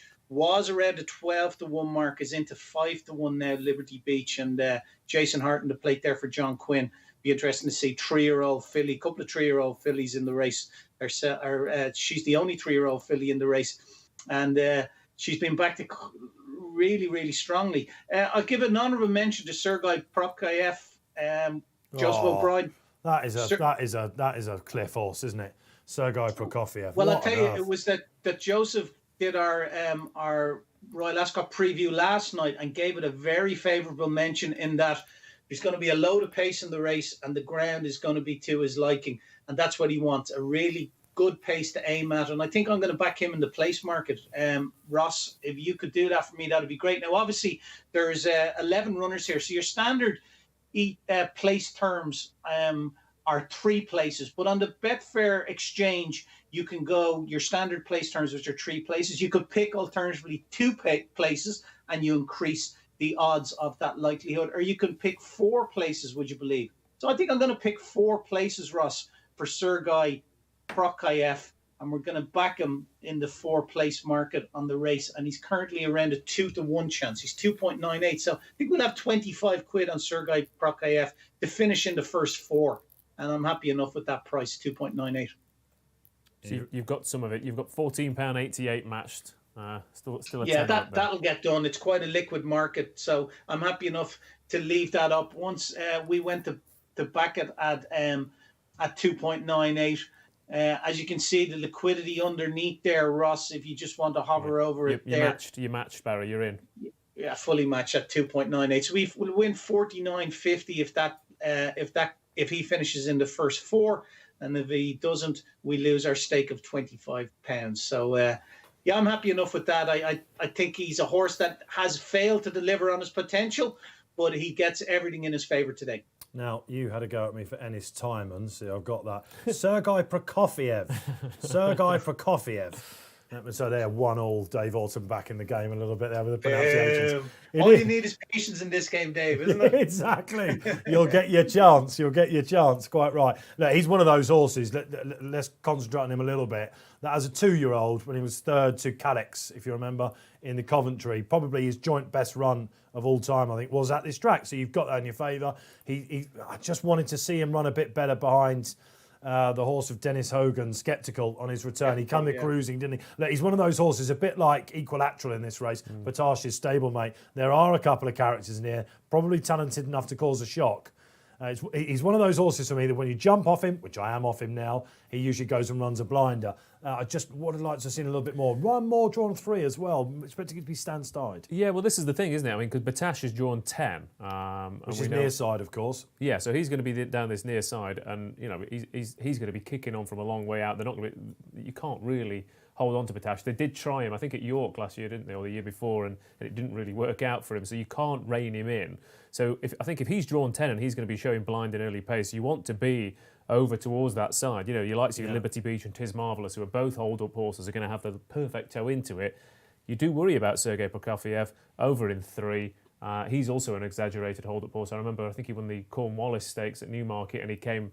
He was on the rail and he was dead last, and he switched all the way around, and he came all the way around the. Just one of those how do you do it performances. Yeah. So he is completely an all or nothing customer, isn't he? Yeah. Yeah. They'll probably ride him as a non-jigger. You know, ride him like he's not trying, and the race fall apart in front of him. He needed to fall in his lap, but I don't think he'll win the race. I don't think he's up to the class of Batash, but he could run into one of those 4 places that I spoke about. Curious for Harry Bentley. He'll be up with it as well, won't he? You'll have Hit the Bid. He's fast. I don't know whether he's fast enough to lead Batash, but there's no shortage of pace on here, that's for sure. If you're backing Sergei Prokofiev, I agree, Barry. You want Hit the Bid and Oisin Murphy to go like the hammer and tongs. So there is some pace. Now, if you remember the race last year, when Batash was drawn nearer the stand side, there was him and just one horse that kept there. Batash had to move across in the mid-race. I was on him that day. I thought that nearly beat him as much as a track. I know he's not from 4, but I don't know if this is like the Cheltenham factor and he doesn't get uphill and all that sort of thing. I mean, if he doesn't win today, then he quite could easily, write as an analyst, it's Ascot. I think you also have to mention that he's beaten by Blue Point on his last two runs here, and Blue Point is a 5 and 6 furlong horse, so there is back end stamina. I mean, he was a a real perfect mix, wasn't he? For this kind of race, a stiff finish over Perfect 5. Ascot. He loved Ascot, didn't he? Absolutely loved it. I mean, he had the exact right kind of run style, and like I said, staying that little bit of extra stamina in the pedigree meant that he could pounce up that stiff finish. So the question you've got to ask is, are there any horses like Blue Point that are strong at the finish that could challenge Batash? And the interesting one for me is the 3-year-old Liberty Beach, because again, we were saying earlier, I mean, she won the race on her side last year in the Queen Mary when she was slap bang down the middle and Raffle Prize came down the inside. The front runner at York Living in the Past kicked on and she got going way too late. She comes late and fast. She stays 6 furlongs. She's the one, I think, if Batash kicks on, she's the one you've got to kind of worry about whether she's going to come through late. I mean, she's a 3-year-old filly, only rated 105, so she has a lot to find. But we've said time and time again, we said it at Cheltenham, didn't we, as well? I remember being in here and you're looking at ratings, but you're looking at a 6-year-old against a 3-year-old, and one regresses £5, one improves £10, and you're not too far away. She was extremely keen on her return during Guineas weekend at Haydock. I watched the replay of that, and the fact that she won. She is a little bit unlucky not to be unbeaten, actually. You're quite right. She first came onto my radar in the Queen Mary when she was on the wrong side. She absolutely cruised through that race and then won her side.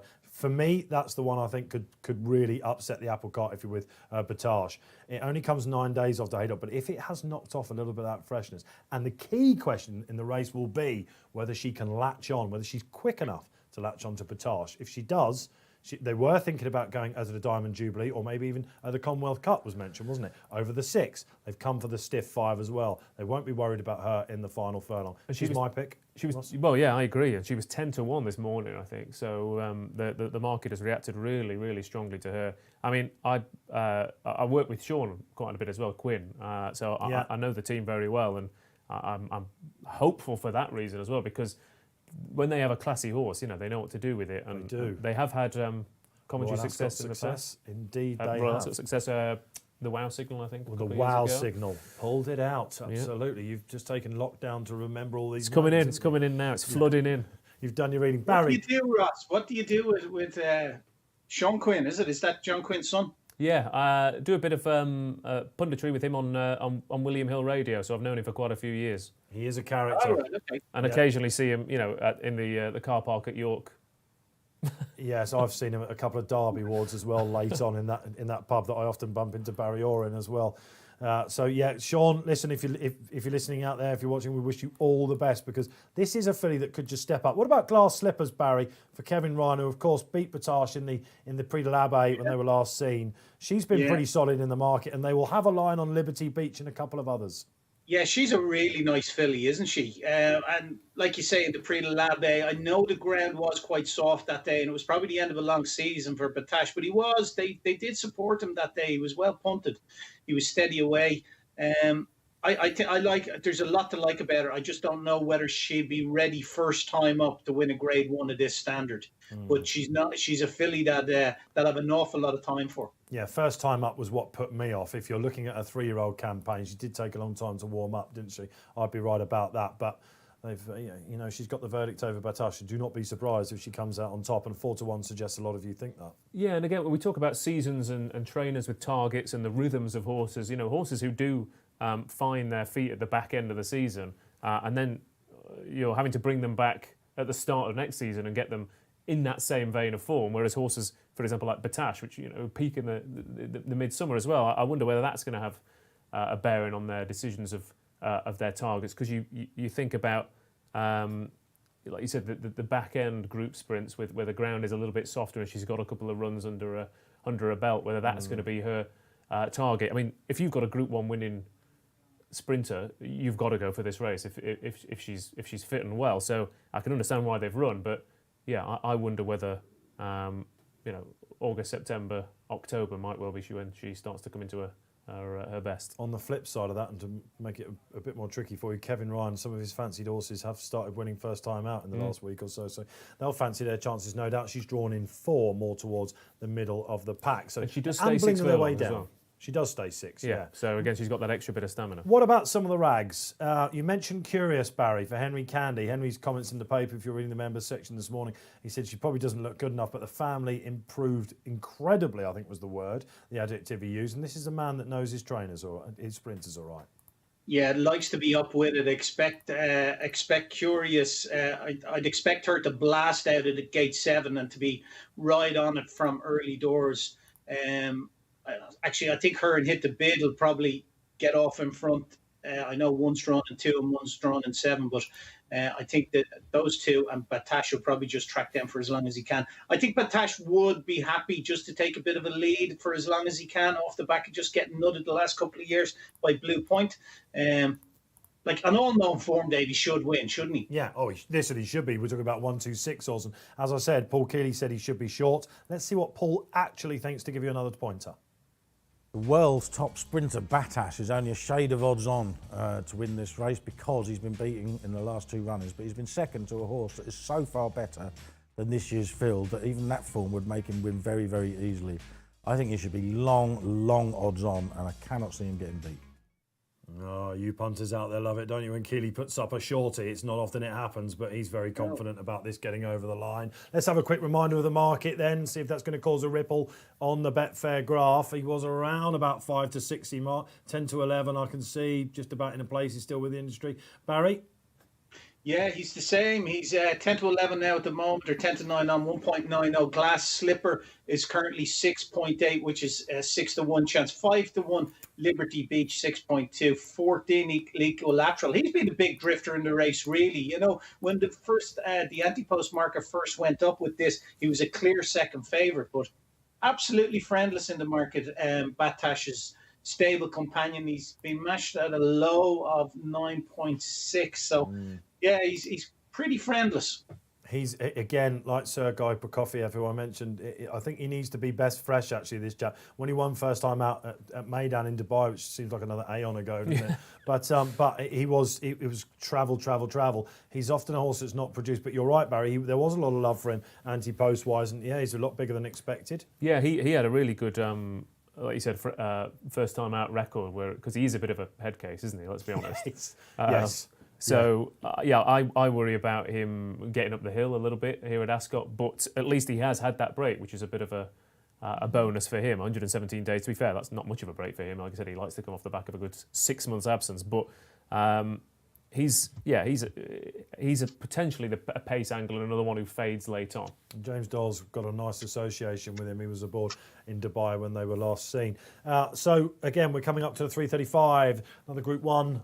Just another Group 1 at Royal Ascot. Here we are, Racing Post Live with the Betfair Exchange, 3:35. Batash, are you with him? Are you against him? I don't know, it's a bit of a lukewarm sort of pricing. I was expecting him to be, I don't know, a bit of a smasher. I guess if Mogul had got the other shorty up along with Frankly Darling, we'd be looking at a different prospect. But we're not. Again, we're just sort of feeling our way a little bit, aren't we, punter-wise? Again, I think that's the key, though. I think this is the thing we're saying to everyone, you know, don't go crazy on day one, and they're listening so far at the moment. So people may be keeping their powder a little bit dry. And again, there's an old saying, lads, and it's very true. It's a great game played slow. Yes, quite absolutely. Right. Especially at Ascot as well, with the 5 days yes. and the more races as well. So the enemy of the punter, we all know, Dave, is, you know, if you back a couple of losers and you start chasing, like nobody, that's not good for anybody. So I think the key this week is to bet responsibly and bet sensibly. Absolutely, and especially with everything that's been going on, you know, the coronavirus outbreak, and again, you know, there's so much that's been bad about this year, isn't there? That I think people are not maybe taking it quite as serious as they were. And let's face it as well, the form is all bedding down. But we're here to lift the spirits. We're having a good time. We hope you are out there as well. Do leave your social comments. # Racing Post Live. I think that's a really interesting stat I'm just seeing on the screen there, which the way the season has unfolded. Batash, 4 from 4 in his first run of the season. And of course, normally he would go to Haydock, wouldn't he, and then come here. In the Temple Stakes. He's a first-time-out monster, in other words, isn't he? So actually... Could the shine have been taking him off a little bit every time he's come to Ascot? Possibly. There we go. There's another angle in there for you Batash backers out there. 10 to 11. I don't know. If you'd have told me... If you'd have told me back in January, sort of February time, that when we get to King's Stand time, that Batash will be, you know, with no top-notcher like Blue Point in the race, around about 10 to 11, I would have found it hard to believe, I think. So, but here we are. We're going to find out shortly. And how will he be taking the preliminaries? Absolutely, the camera's all homing in on him right now. They're ambling their way down to the start. We're around about 6 or 7 minutes away from the final Group 1 of the day. The Kings stand burn up the straight. Stan Cyber expecting that, aren't we? I think probably they're going to make the beeline, aren't they? Yeah, you'd imagine so. I mean, but there is pace. There is pace around all over the track. I mean, Barry was talking about hit the bid. So there's pace from box 2 from hit the bid. So equilateral, they struggle to hold on to him half the time. He's in 5. Like I said, Batash will be certainly up there.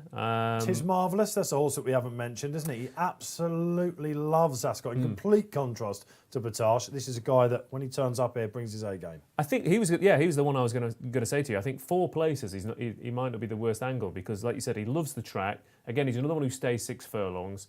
He likes good ground, so things are very much in his favour. He's drawn right next to Batash, so he's got something to chase. Clive Cox's horses are in cracking nick as well at the moment. Are they? That's something that's gone over my head a little bit. Is that because Shades of Blue? His 2-year-olds in particular. Shades of Blue was a pick of Bruce Millington on the Guineas weekend. It couldn't have run much worse in the Palace House. To be fair, maybe I'm just going on his. He's had 2-year-olds. Maybe I'm going on his 2-year-olds. To be fair, maybe his juveniles are forward and his older horses. They're still stable runners, aren't they? I'd give yourself a bit more praise than that on his form. Well, I'm just trying to, because again, you don't want to be going making outlandish comments. First time blinkers and Liam Canary from stall 1. I mean, that would be a real shocker. Any love for Shades of Blue, Barry, who has, of course, got some Ascot form?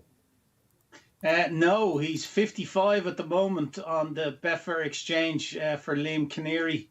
So he's relatively unsupported. Relatively unsupported, Dave. I'm just trying to get the graph up, but my laptop's just frozen. So no money for him. I'd say who else is quite interesting, just while Barry recomposes his Wi-Fi. Rocket Action for Sprint King, Robert Cowell. It's horrible, some of these trainers can't stand those sort of labels, but he is the Sprint King, Robert Cowell. He's so good for these sprinters. This was supposed to run in the Achilles Stakes at Haydock on Saturday. It's a horse that showed his hand really on the all-weather over the year. 150 to 1, Tom Quealy.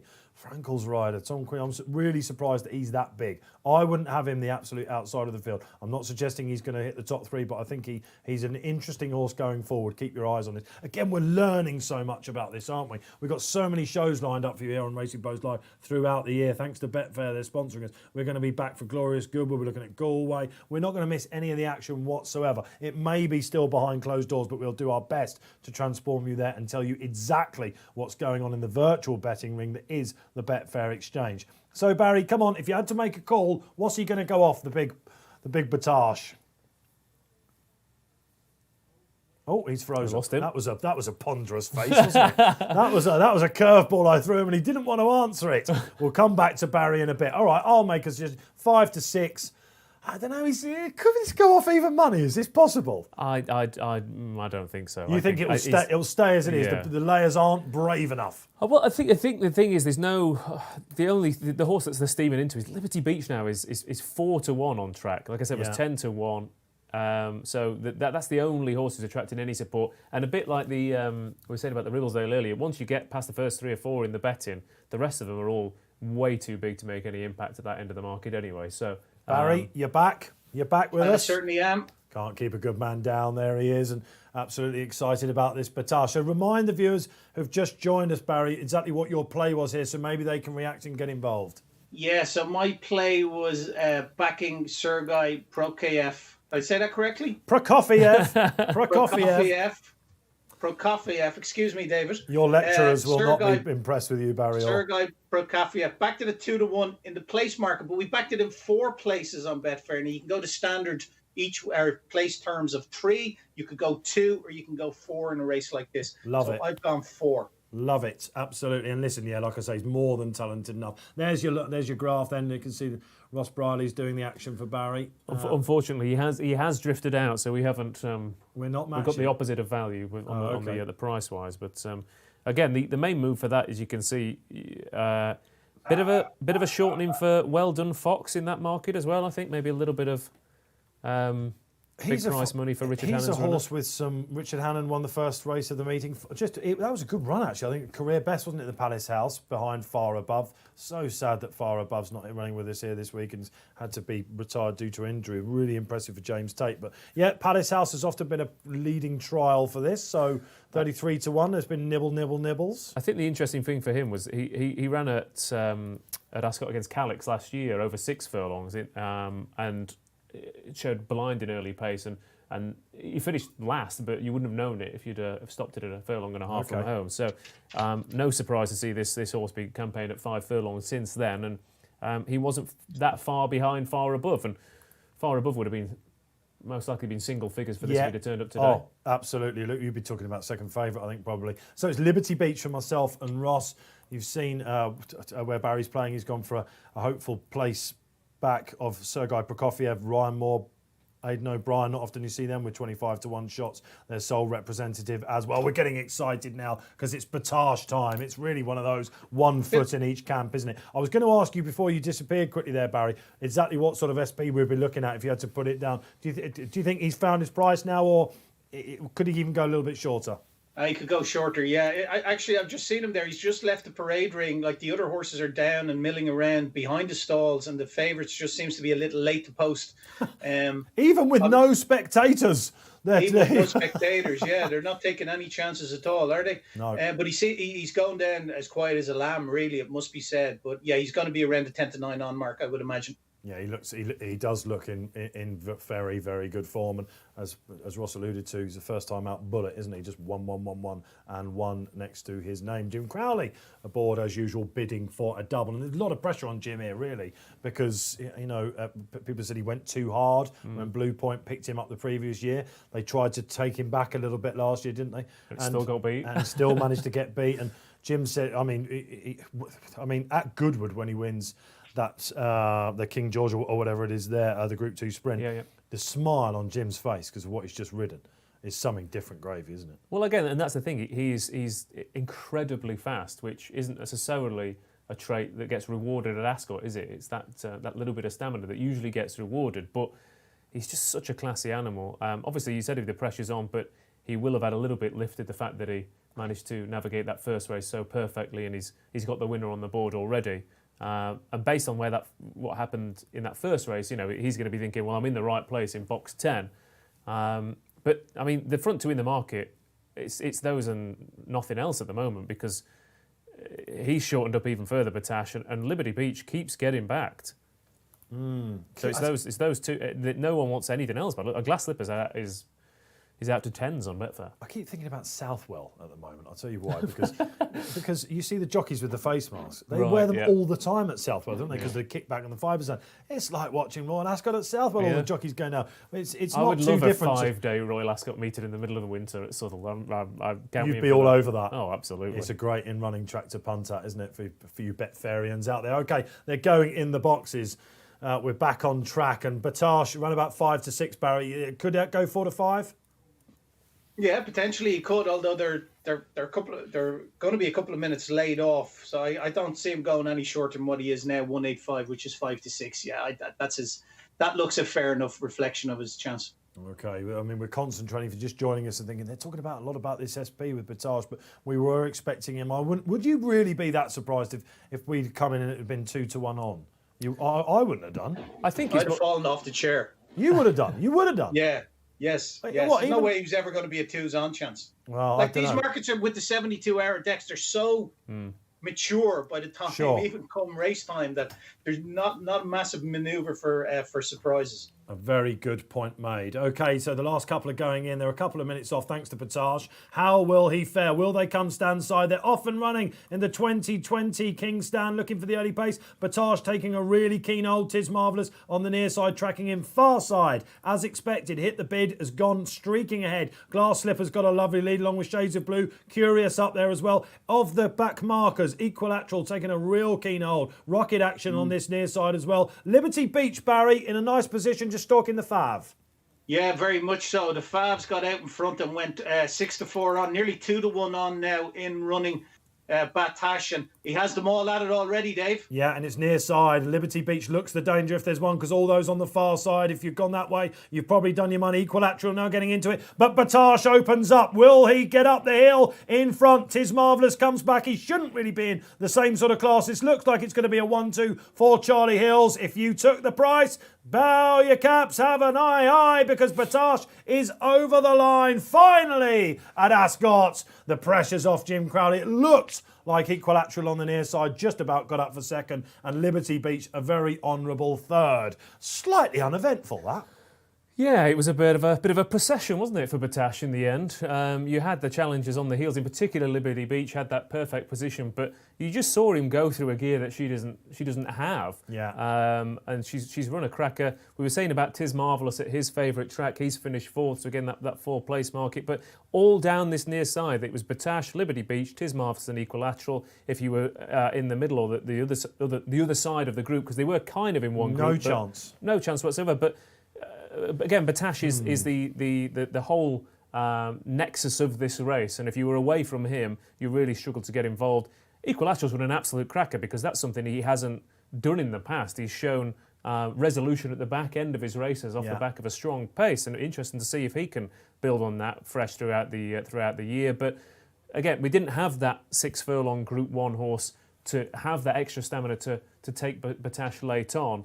And Batash has been able to dictate his own fractions, and 5 from 5 first time out. Yes, and now 1 from 5 at Ascot. That hoodoo has gone. It all went his way. It was a field, if he was at his best, he really ought to be beating. Around about 5 to 6 industry price. Did he ever go above evens, Barry Orr? No, he was 4 to 6 as soon as they jumped. Like he's got the soft lead up front. I hit the bid first out from his stall too, but he was well enough away from the favourite. I think Ross there has summed it up eloquently, a lot more eloquently than I could have. The favourite was never going to get beat at any stage, and the in-running market reflected that as well, Dave. Yeah, and interestingly, Dave, I'll just add, he's 4 to 6 from 11 to 10 against from the Nunthorpe. Okay, and again, a track where he's either brilliant or it doesn't really work out for him, isn't it? And hopefully by then, we might just have a trickle of people in being able to cheer him home. Who knows? Watch this space. There's the result then on the screen. Batash, the Marmite horse. He's saved a lot of you, I imagine, in multiples. He goes and does the business. Hats off if you took any of those fancy prices that were about. He's still bigger than I expected him to be. Equilateral at 9, so 1-2 for Charlie Hills. I'll come back to that in a minute, because they've got a big chance on the Saturday in the Diamond Jubilee. And Liberty Beach, the 3-year-old filly, turning out just 9 days after that Haydock return. I think she's done really, really well. Interestingly, the horses to take out of this, I think Tis Marvellous is right. He would be your benchmark, horse that's finished second in the Wokingham. Of course, so you've got that handicap form there. Glass Slippers has not run badly at all. Big run. I think that's a big run. She was back in fifth. Yeah. I mean, she, like I said, she was isolated away from the prominent runners. We were saying that the back end of the season, when the ground softens up, is definitely up her street as well. Yeah, I mean, I agree. I think that is a huge run. I mean, she'll be back to Longchamp surely for a defend of that crown. And you can draw a line down the centre of the pack, and she's the only one. They start to hang about the track later on, but she's the only one who's kept going away from Batash. And the other thing to mention, I think, as well, Equilateral running on for second. The 2 horses who tried to go with him, Tis Marvellous and Liberty Beach, have paid for that late on. Equilateral has picked up the pieces.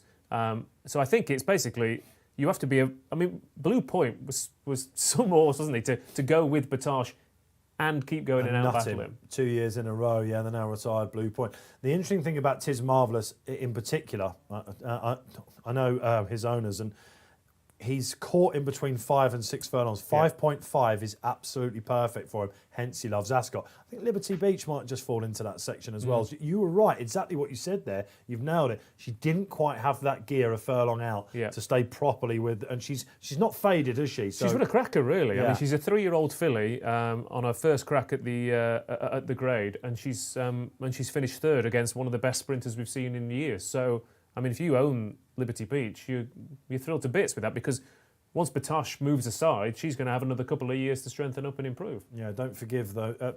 Don't be quick to abandon, I should say, those that were in the single-figure draws there. It looks at the moment like Ryan Ascot, if you're just joining us or you're listening to us out there, like the high numbers on the straight track is the way to be. But I can tell you, I've been doing this like Barry. You've been at the track with me, Barry, many a year. It can change very quickly, that, can't it? Yeah, very much so, Dave. Very much so. Although, off the back of that, Batash, like I said, he's gone odds on for the Nunthorpe now from odds against. He's 4-6, and I just don't know. I'm not sure. Like I'll be taking him on at odds on at 4-6 in a Nunthorpe for sure. Something will emerge, won't it? I wonder if one of these Weds Award horses might stick around. Potentially, yeah. So one of the younger horses could. We know Wesley Ward has form in that respect of when some of those nice 2-year-olds of his can go on and potentially run the Nunthorpe where they get absolute stacks of weight. But I think it's a really nice run from Liberty Beach, and I think it was a really nice run from Glass Slippers as well. You'll be hearing more from her. Yeah, definitely. I don't think Kevin Ryan will be too disappointed with that run with the future in mind. Isn't it lovely to be talking about things like the Nunthorpe again and the Abbey? What an absolute pleasure. The future, yeah. How great is that? Yeah, absolutely fantastic. And, of course, all the action over in Ireland as well. So you're joining us here on Racing Post Live. That was the King's Stand. What a day it's been so far. We've still got 2 races to come your way. We've got the Duke of Cambridge Stakes, the 410, and then one of the longest races of the year, 2 mile 4 only. We've got the Ascot Stakes as well. Batash then. Whoa! Sigh of a glass for you coming up. The reason why I mentioned the Charlie Hills 1-2, they've got a horse called Cardem in the Batash colours. Charlie Hills has said quietly, and stop me if you've heard this comment, but a couple of the boys in my department, in the analysis department, are really keen on Cardem because he said, I've never been so excited about a sprinter. Well, I did a figure at Newbury last year that I had to go back and do the speed figures again just to check that they were right because it was phenomenal. And then obviously he went to Goodwood, and everyone says, do we have a group horse in a handicap? He was a group horse in a handicap. The interesting thing for me, like Batash, his record fresh is fantastic. He looks an incredible horse first time out. So the fact that he's coming to Ascot off the back of an absence rather than last year where he turned up behind Advertise off the back of that Newbury run. Yeah. And like I said, he looked to a world beater at Newbury. So he beat Oxted, who's no back number, is he? Nice. After the Palace House. Horse, yeah, who will not the Palace House. What did he win? Who will reoppose? He won the horse. Was it the Aberdeen that he won? Yes, he did. Yeah. There we go. You assist me, I'll assist you. Happily knocking over that net. So he looks a first time out on Saturday for the Diamond Jubilee. Yeah, there'll be confidence will be high in the hills camp. Cardem is his name. Look that up in your anti-post list. The prices are all out there, of course. Hamdan Al-Maktoum. Could he just have another sprinting start on his hands? I've never been so excited about a sprinter, bearing in mind he trained the great Muhra and now Batash as well. Some statement that. Well, he'll also have the... It'll be Kevin Ryan again looking to challenge him because he'll have Hello Youmzain as well. Yeah, I'm a big Hello Youmzain fan as well. The Irish horse, lads. Don't forget the Irish horse. Yeah. Yes, Skeptical. Looks an absolute monster over here. Shall we talk about Sergei Prokofiev there? That was a really strange run, wasn't it, Barry? I prefer not to, Dave. Moving swiftly on. I'll tell you why it was... You thought you got away with it, Barry, there, don't you? I even pronounced the name for him and everything, didn't I? He was last after a furlong. He was last after 5 furlongs. The interesting thing was that Ryan... he went all over the track. If you watch back that run, it shows you Ryan Moore, he was right over the far side. He ended up on the near side. So that was my point really with that. It was fascinating just to see that in the replays.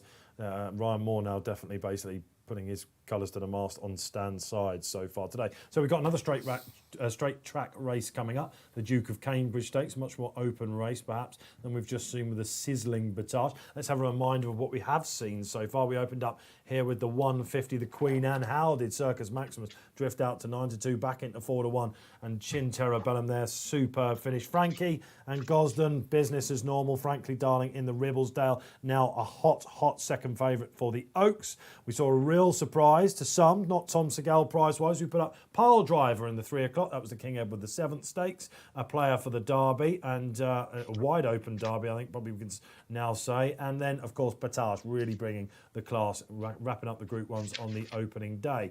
Shall we move on to the fillies, chaps? Absolutely. Duke of Cambridge Stakes, one of my favourite races of the entire week. Yeah, I've had some touches in it, that's why. It's very selfish. The Windsor Forest, wasn't it, before? That's right. Yeah. It was, and it's usually quite difficult to defy a penalty in it. Just one horse trying to do that magic Lily for Godolphin, who of course finished third to Terabellum. That now form is looking pretty hot. Second to it was Queen Power. So Michael Stout got a great record in this race. It's usually, a springboard to the likes of the Falmouth Stakes at Newmarket. Again, what a pleasure thinking about that July meeting. And of course the Sun Chariot later on. You're really warming up today, aren't you? You're really warming into it. I'm quite right too. I mean, I need to. It'd be desperately disappointed to be cold, staring down the barrel of another 4 days, wouldn't it, with this meeting? No, absolutely. No, I agree. I mean, having spent the last 8 weeks working in my dining room, what an absolute joy it is to watch top class racing and have 4 more days of it. Welcome to the world. I mean, we're here Thanks, mate. in the centre of London. That's right. It must have been quite trippy for you, in fairness, to come and do that journey. It's been weird. Yeah, it felt like I was in a closed film set this morning. There was 5 people in the 9 o'clock from Leeds to London. There was only 5 people in my entire carriage.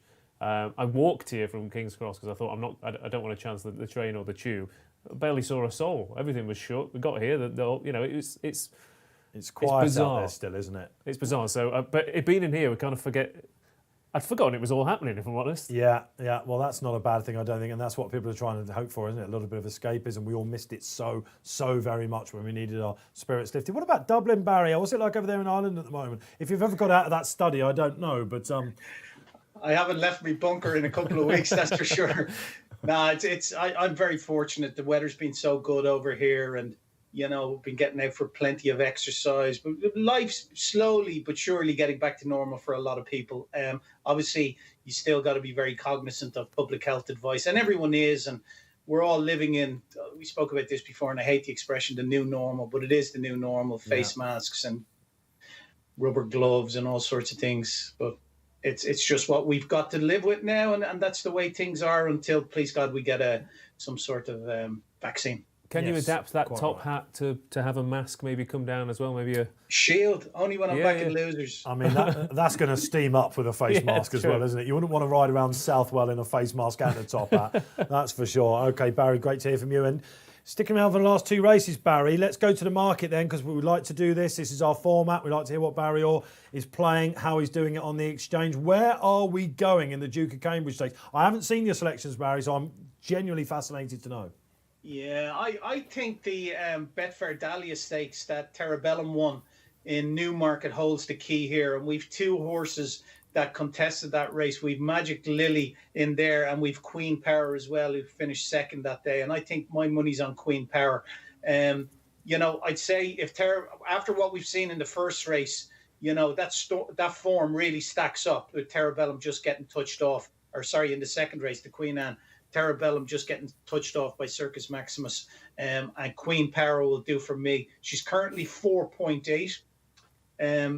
So Ross, she's 4.7 now, which is 7-2. So if you want to go on, I'm going to have a 25 quid win and 25 quid place on her. So I'm going to have a total of 50.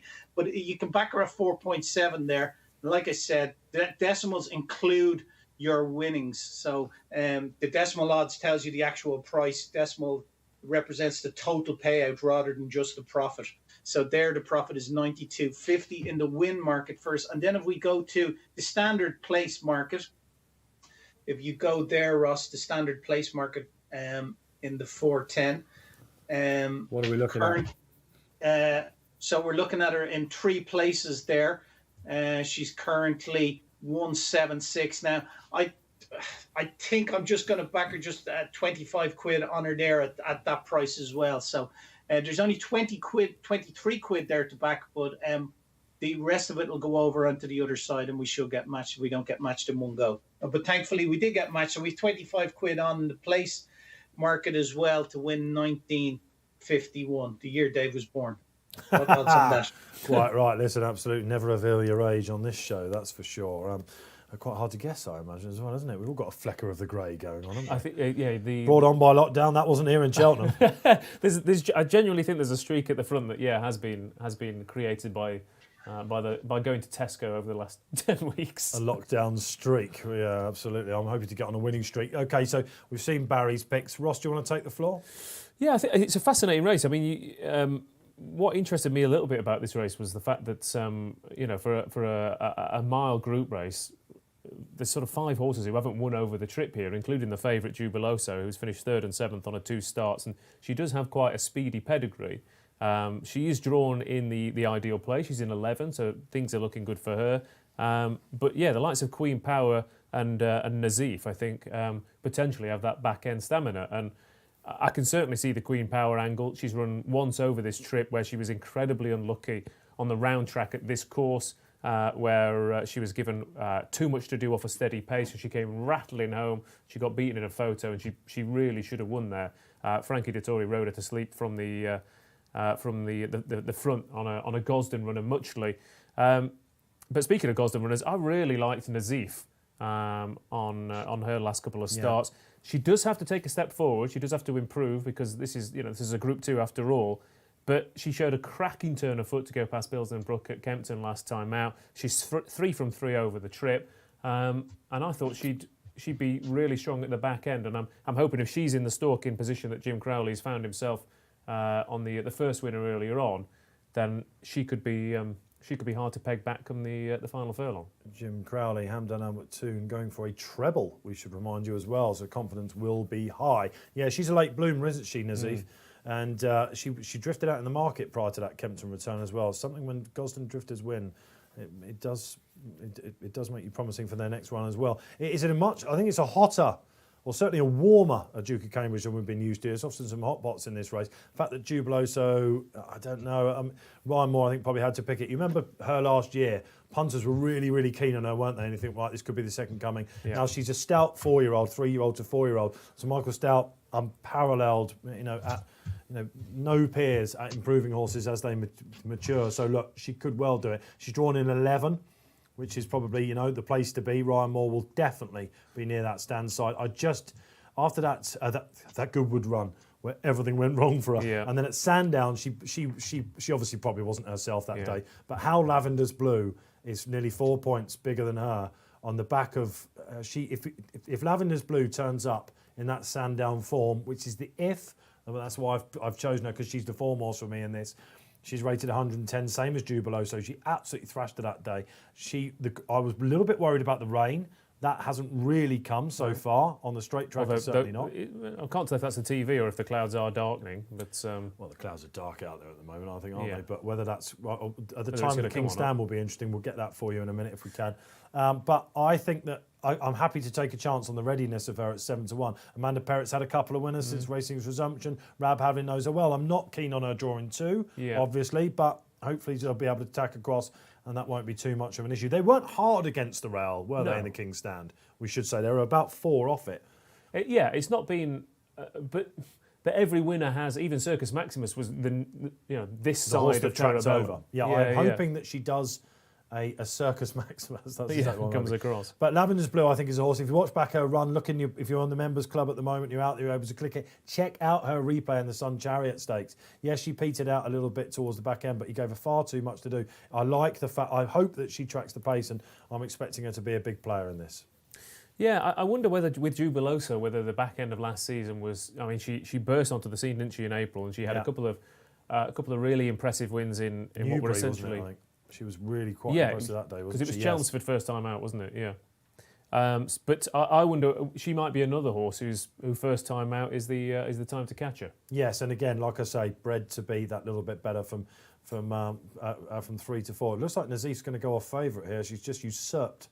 First usurped word I've done this week. Nice. I love it, usurped. And but Barry doesn't look like Jubiloso is going to be clinging on to favourite at the minute. Looks like Nazif and Queen Power, the girls in blue, are mounting against her. Yeah, good shout, Dave. Looks like both of them, Nazif now currently nearly a 3-1 chance, and Queen Power 7-2. So they're both attracting strong support at the head of the market ahead of Jubiloso, who, it has to be said, Ryan Moore in his blog on Betfair gave her a very favourable mention. So I wouldn't be surprised if she was to run a big race. But at the moment, Nazif for Jim Crowley, who's already on the scoreboard in those colours, and Queen Power attracting best support. The big anti-post play of the race was Wasma for Frankie Dettori, the French horse that's coming over. That had been as big as 16, was into 8-1 at one stage. Frankie factor or? Over the last couple of days, it was when we first went up at the race. That was the one that was attracting all the attention in the anti-post market. That filly by Coronado. So first time tongue-tied today, and she's just now steady at around the 9-1 mark on the exchange. So well supported. But you'd have to say out of the top three in the market, Jubiloso definitely the weakest now. He's been revisiting some old flames, Frankie Dettori, hasn't he, throughout this season already? Yeah. Back for Godolphin and some other Terra colours. Bellum was the first winner he had ridden in the Godolphin colours since 2012. Yes, he is actually. Yeah, when she won the Dahlia Newmarket. I think. Are you suggesting he's getting a bit soft as he Well, gets older? Is that forgiving. We must all be forgiving. There's lots going on in the world, Ross. You've got to be Absolutely. forgiving. But of course, you remember he had the Alsacar gig, Trev, and all that. Oh, what an incident that was. Yeah, she's interesting, Barry. I thought that perhaps punters were maybe thinking it was going to be a bit wetter than it was. I mean, that may be a bit harsh to label her as a soft ground horse, but her best form seems to be on it. And it was eye-catching at Longchamp on her return in May behind Spinning Memories, a horse that has hit some hot form over there. She'll probably enjoy the extra furlong as well. Yeah, I couldn't throw that one out of bed. He also has, obviously the trainer has had a couple of horses similar. The Revenant ran a cracker at the back end of last season, didn't he? Watch Me beat Jubiloso here at this track last season. So it's not the first... It won't be the first time that... Graffar, absolutely. He does Yard travel his set one horse as over. well. In fact, we'll Just see it again. Coronation Stakes, and then He I did. think French fillies have won this a couple of times in the last number of years. He did. So Jubiloso was third in that Coronation Stakes last year that Barry made. I guess that's the run that punters are making a favourite on, really, and the hope that Stout has got her right over the winter. Listen, it could well be the case. So, should we have a reminder of the market? Looks like Nazif is tightening up all the time, Barry. Yeah, it certainly is. Now into 3-1 clear favourite ahead of Queen Para, who's 7-2, 4-1 Jubiloso, and 10-1 Wasma. That's the way she's looking at the moment, Dave. It's a very, very interesting race. Where's the pace going to come from? Obviously, Jubiloso wouldn't mind being up there. Lavender Blue as well doesn't mind being up with it, as does Magic Lily. So I could set it up for Queen Para, who's dropping back to a mile from a mile too. Yeah, we'll talk about that Dahlia Stakes a little bit more in a minute, because let's see what Mr. Keeley thinks about the Duke of Cambridge. Big fan of Queen Power. She did really well to get as close as she did to Terra Bellum and the Dahlia at Newmarket first time out, having pulled hard. She made a really, really big move early on, but couldn't keep it going. She will like the drop back to a stiff mile as well, and I think she'll take a world of beat. He's been mad on Queen Power all week, I think, Paul Keeley, and that was when she was a much bigger price than 100 to 30. Let's have a social comment. First in a little while, who's coming up on the screen? Dan the Man, 1, 2, 3, 4. I put Magic Lily in the chat earlier before Terra Bellum ran at 12-1. Now 17-2. Still valued back to a mile. And that brings us nicely, Dan the Man, back to the Dahlia Stakes that Barry was mentioning there. Queen Power, do you remember that day, Barry, when we were covering it on the studio in here on our first day back?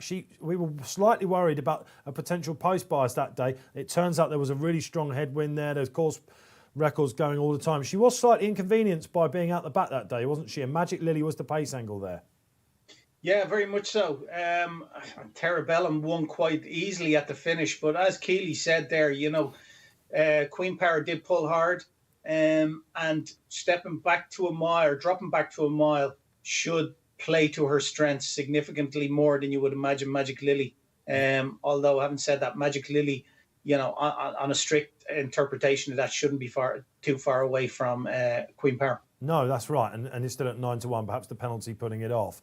She's obviously has got some residual fitness from running at Maidan earlier in the year. So that's interesting, isn't it, from a pace angle as well. She's drawn in the one poke, Ross, right over on the far side. So right over on the far side. It does look like an even spread, though, because Invitational should be up there as well, posted as for Team Ann, and they can get up there. I was going to say, I thought at first glance the pace was probably Invitational, Agincourt or Magic Lily, one of those. So like you said, they're drawn 1, 6 and 9. But I think Barry's right when he was saying about the pace. There's no obvious trailblazer here. So I wonder, the Queen Anne was run over this course, and Distancing was a very similar race on paper. You were looking for an obvious front runner. It didn't quite materialise. So again, tactics and race positioning early on are going to be key here, because there's no obvious burn up to be found. So I don't think you want to be doing the usual Ascot last to first gig.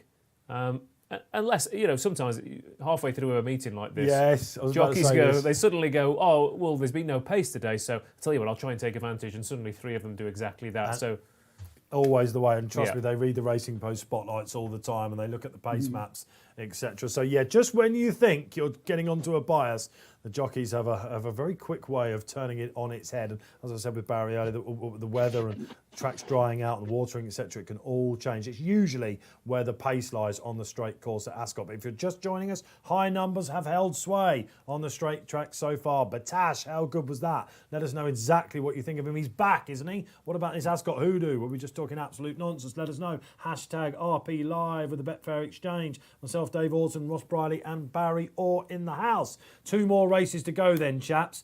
I'm Lavender's Blue, as I've said. If you could take one now, having looked at the market, I think probably would be Queen Power for me, I have to say. What about yourself, Ross? If you could switch allegiance, looking at where the track is running and the market is pointing you. I mean, I'm still happy with. I mean, the market. I've fancied Nazif anyway. The market's been strong about it. I don't think the 5 boxes necessarily that bad. Should be slap bang in the middle. If Agincourt does go forward, should be in a nice position next to that one. So, do you expect her to stalk? I mean, the way she's been winning. She's come from quite a way back. She came all the way around the field at Kempton. So I'm hoping, but I think she does have the tractability, the gears to sit a little bit closer. I mean, there's 2. We've seen Jim Crowley ride 2 cracking races today. But we've also seen him get caught behind a wall of runners on a slowly run race over a mile here. So there's hopefully he will.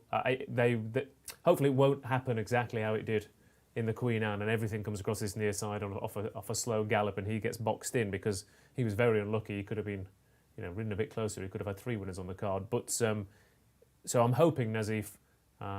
The market positivity suggests that she'll be sat in a nice position. You want to see what the old catbird seat. The old catbird seat, some jargon coming out. That's an American saying, is it? The catbird seat. We call it the box seat here, don't we? The stalking position.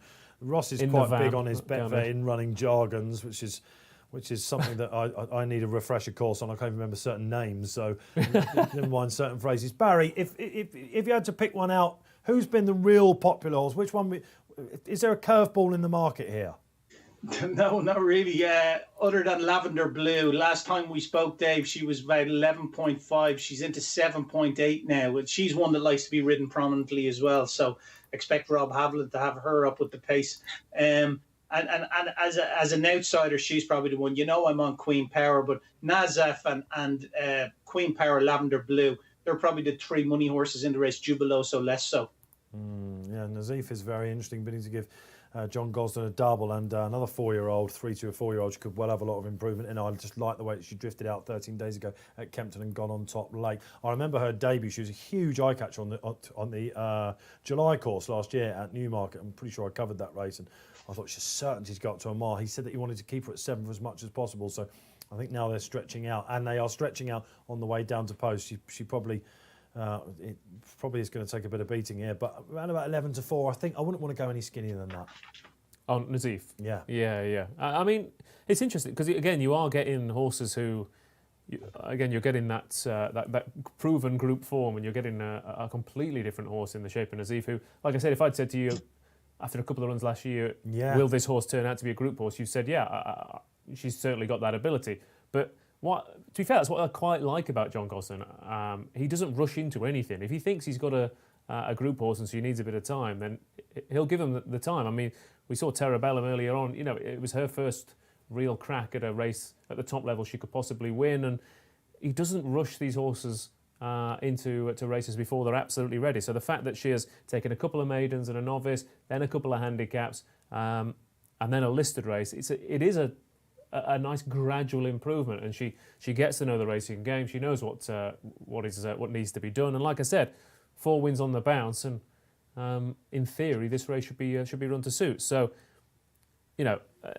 it's hard to knock a Gosden improver, isn't it? And the market is very, very positive about her. Yeah, got the right colours and everything. So Jubiloso looks a little bit weak now, Barry, to my eyes. Would I be right about that? Yeah, spot on. Like we said, Dave, a minute ago. Well, 4 to 1 now, 3 to 1 now is 7 to 2. Queen Power and Lavender Blue at 13 to 2 chance, but quite strong at that 13 to 2 Lavender Blue. Just watching Jubiloso go out onto track. She's from the cameras we can see in here. She's a little bit jiggy-joggy, wasn't she? A little bit full of self. I wonder whether some people are taking note of that, because she certainly, it was around about 5-2. So this is not quite a Circus Maximus type drift, but it's getting out there. Yeah, Lavender Blue's hardening up. I'm happy with that now. I think if I had to have the 1, 2, 3, it would hopefully be Lavender Blues on top, Queen Power, and then Magic Lily for me. 1, 2, 3. Come on, let's do this. 1, 2, 3. Nazif, Queen Power, Lavender's Blue. So Barry, for you, I'm going to guess Queen Power, Nazif, and Queen Power, Nazif, Magic Lily. Magic Lily. So it's that Dahlia Stakes as well. Remember, Usherette won the Dahlia Stakes a couple of years ago and came here for Andre Fabre. What a day that was. And she was the one that carried the penalty. She was the one that carried the penalty for the boys in blue. Yeah, it's not easy to do. So Magic Lily got to concede £3 to all of her rivals here. Okay then, penultimate race here on Race Day Live. Day one of Royal Ascot 2020. It's been a little bit surreal, but I feel like I'm back now with this. Absolutely, very much. I'm, I can see I've got a couple of bets later in the week that I'm really quite excited for. We've got the Ascot Stakes still to come. I really like one in that. Keep you on tenterhooks for that if you don't know what it is. It's a completely different race, isn't it? But I think I might hopefully be on one. And of course tomorrow we've got it all. We've got Stradivarius coming back on Thursday. No Kew Gardens. What will the rain do? Will it come and scupper Strout, or will he just be too good? And I want to see some 2-year-olds. That's the thing, because normally by this point, you've had a juvenile race, Coventry winner, yeah, and then you'll have a Windsor Castle to get stuck into. But obviously, with the way the season's gone so far, we're having to it's kind of stacked back end for the juveniles, isn't it? But some really interesting 2-year-olds to come. And we've got a 5 furlong 3-year-old handicap, for example. Yeah, trainers have been banging the door down to get this. I mean, the thing is, the Commonwealth Cup has been by far one of the best things that racing's done in years, and every single renewal of that has been fantastic. So there's clearly a market for 3-year-old sprinters in big races, and I think, hopefully, I don't know what the plan is going here on in, but the 3-year-old 5 furlong handicap looks an absolute cracker. Imagine if you could plot from that on a normal season. Art Power will go off favourite, we think, in the King Power colours for Tim. He used to be sizzling. He was at Newcastle, and I know loads of people that fancy him. He's got a high draw as well. That's on Friday. Saturday, probably, Barry, looks like the marquee day still, doesn't it? With all the, we've got some real stars running on that. Palace Pier. He's going to be so exciting to watch. Yeah, St James's Palace is shaping up to be a cracker. If Pinatubo, Wichita and Palace Pier all face the starter. We've the Coventry as well. Yeah. It's just a fantastic day's racing. But for me, the St James's Palace takes centre stage on Saturday. Yeah, it's going to be. We don't even heard from Wes Ward yet. Usually by now we're sort of trying to work out whether Wes has got the right crop coming out. We'll get to that later in the week. But I watch so much Gulfstream. I don't know about you, that I've got a rough idea exactly what sort of form Wes Ward is in, and you've been doing interviews with him as well, Barry. Just concentrate on this while they go behind the stalls. Flying Aletha, I thought, was a horse that might be the top of his 2-year-olds. I saw that win. That was absolutely outstanding. Was there a good word for that on your podcast? Yeah, very much so.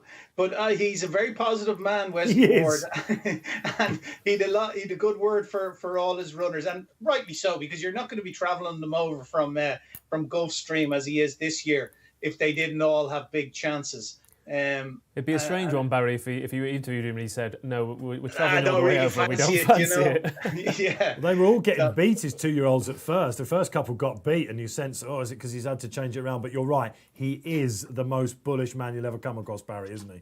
Yeah, and rightly so. But there was a couple that really, really stood out. I suppose the Norfolk Golden Pal. Yeah. That's second favourite at the moment. He was given that a big shout. The Windsor Castle Sunshine City was another one. And the Windsor Castle, he's a horse called Sheriff Bianco that I think Oisin Murphy's going to ride. So he's 2 real live prospects there that he was given a big shout to as well. And the Queen Mary Royal Approval, he said, was a very, very nice filly. Oh, we've got all that coming up. Kamari, of course, in a Diamond Jubilee as well. That form looks a little bit better now with Liberty Beach, doesn't it? Finishing 2 places behind her. The Queen Mary form being advertised. We've got it all coming up. But now we're going to concentrate on the Duke of Cambridge Stakes. 3-1 the field, just about. Yeah, I was going to say the Nazif has suddenly become the weakest of the front three in the betting now, and is now edged out. Jubiloso's come back in, so on Betfair. It's 7-2 essentially. Jubiloso and Queen Power and Nazif edging towards 4-1. So there was a plunge, and now it's gone the other way. I'm getting a little bit excited about Lavender's Blue now. That's 7-1, all gone into 11-2. Just ambling around the start, just looking at them, see if I can notice anything untoward. I mean, they all look fine to me. Really going down there. Nothing getting too hot. It's a lovely day as well for the horses, isn't it? Not just the the tranquility of no crowds shouting in their face and getting G'd up and everything. It's got lovely horse racing conditions. We've got summer's day, nice and cool. Nothing really has sweat up too badly so far as well. So level playing field here at Royal Ascot as the last couple go in. Nazif right out now to 4.8, Barry. Could you see that? I mean, she's now looking like... We have had a bit of a jig-jog go on. It looks like Jubiloso hardening up again. Yeah, it's just the three of them at the top of the market. There's only a cigarette paper between the three of them, really. 4.5 Jubiloso, 4.6 Queen Power, and 4.8 Nazef now. So he probably is the weakest of the three just as we approach off time. Well, good luck wherever you're playing. The Duke of Cambridge Stakes, 2 more races here on Racing Post Live. Keep your social comments coming in. Hashtag RP Live. Let us know. We'll go through all the feedback later on and get your questions for the panellists as well throughout. It's a long week. Plenty to come your way. Don't forget your racing charities as well. Barry's playing for charity with all this profit and loss, and he did really well at the Guineas weekend. We're suggesting that maybe you'd like to tell us which racing charities you'd like to see it. We're going to spread the love around if we get it.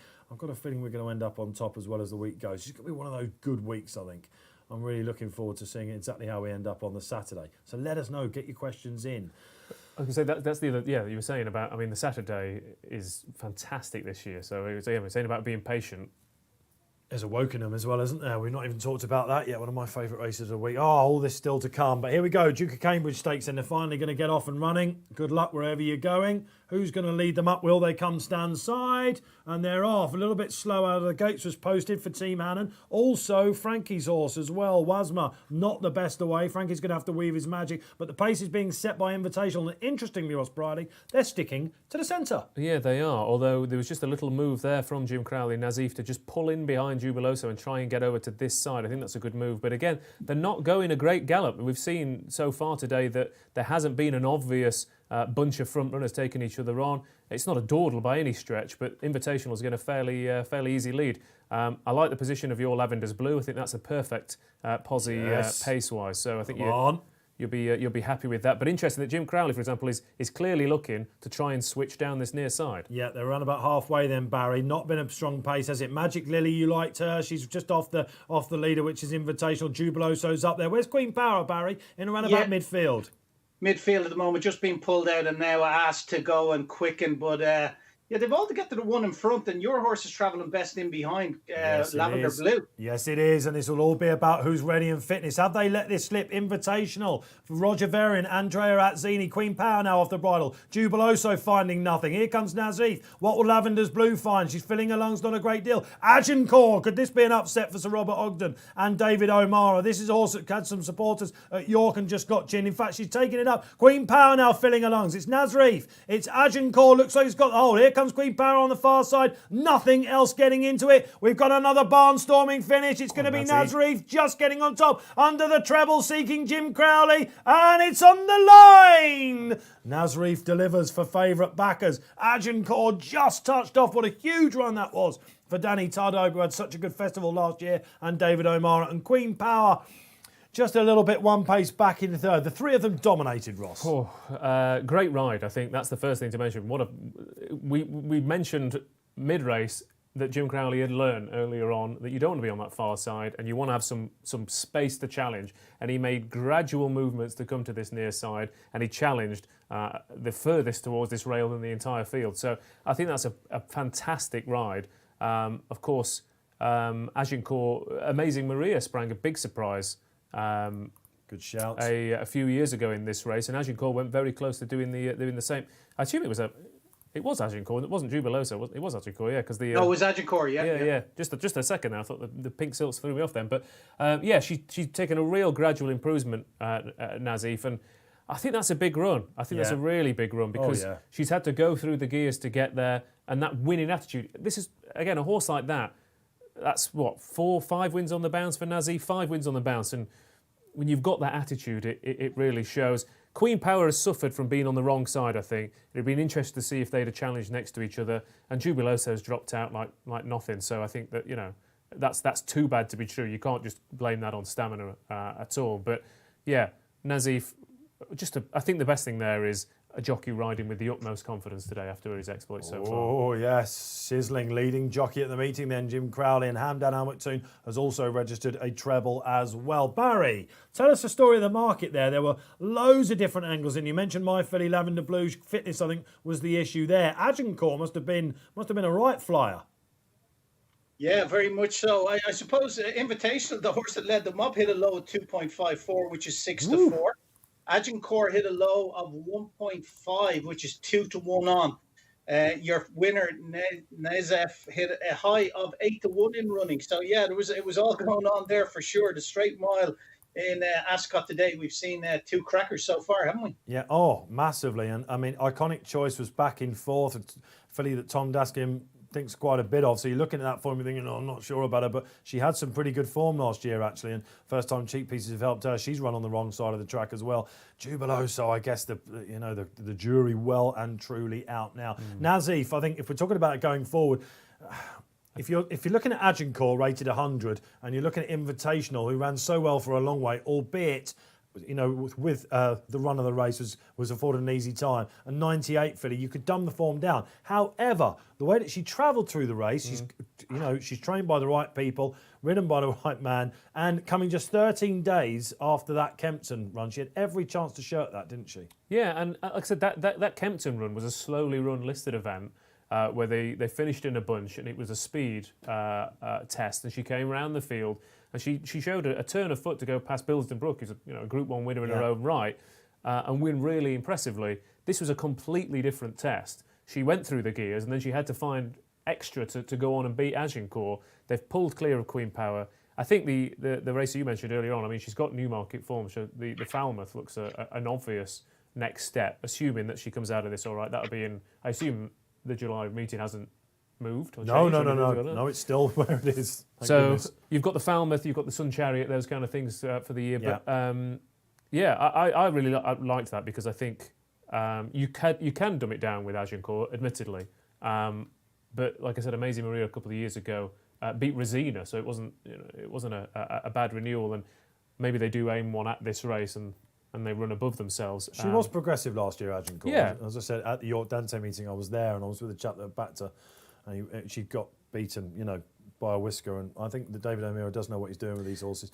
And she was in that Kempton race as well. She was well beaten. She was sort of caught in the pack, and she didn't get the best of runs or best of rides. So I'm just trying to think where exactly did Bilston Brook finish in the.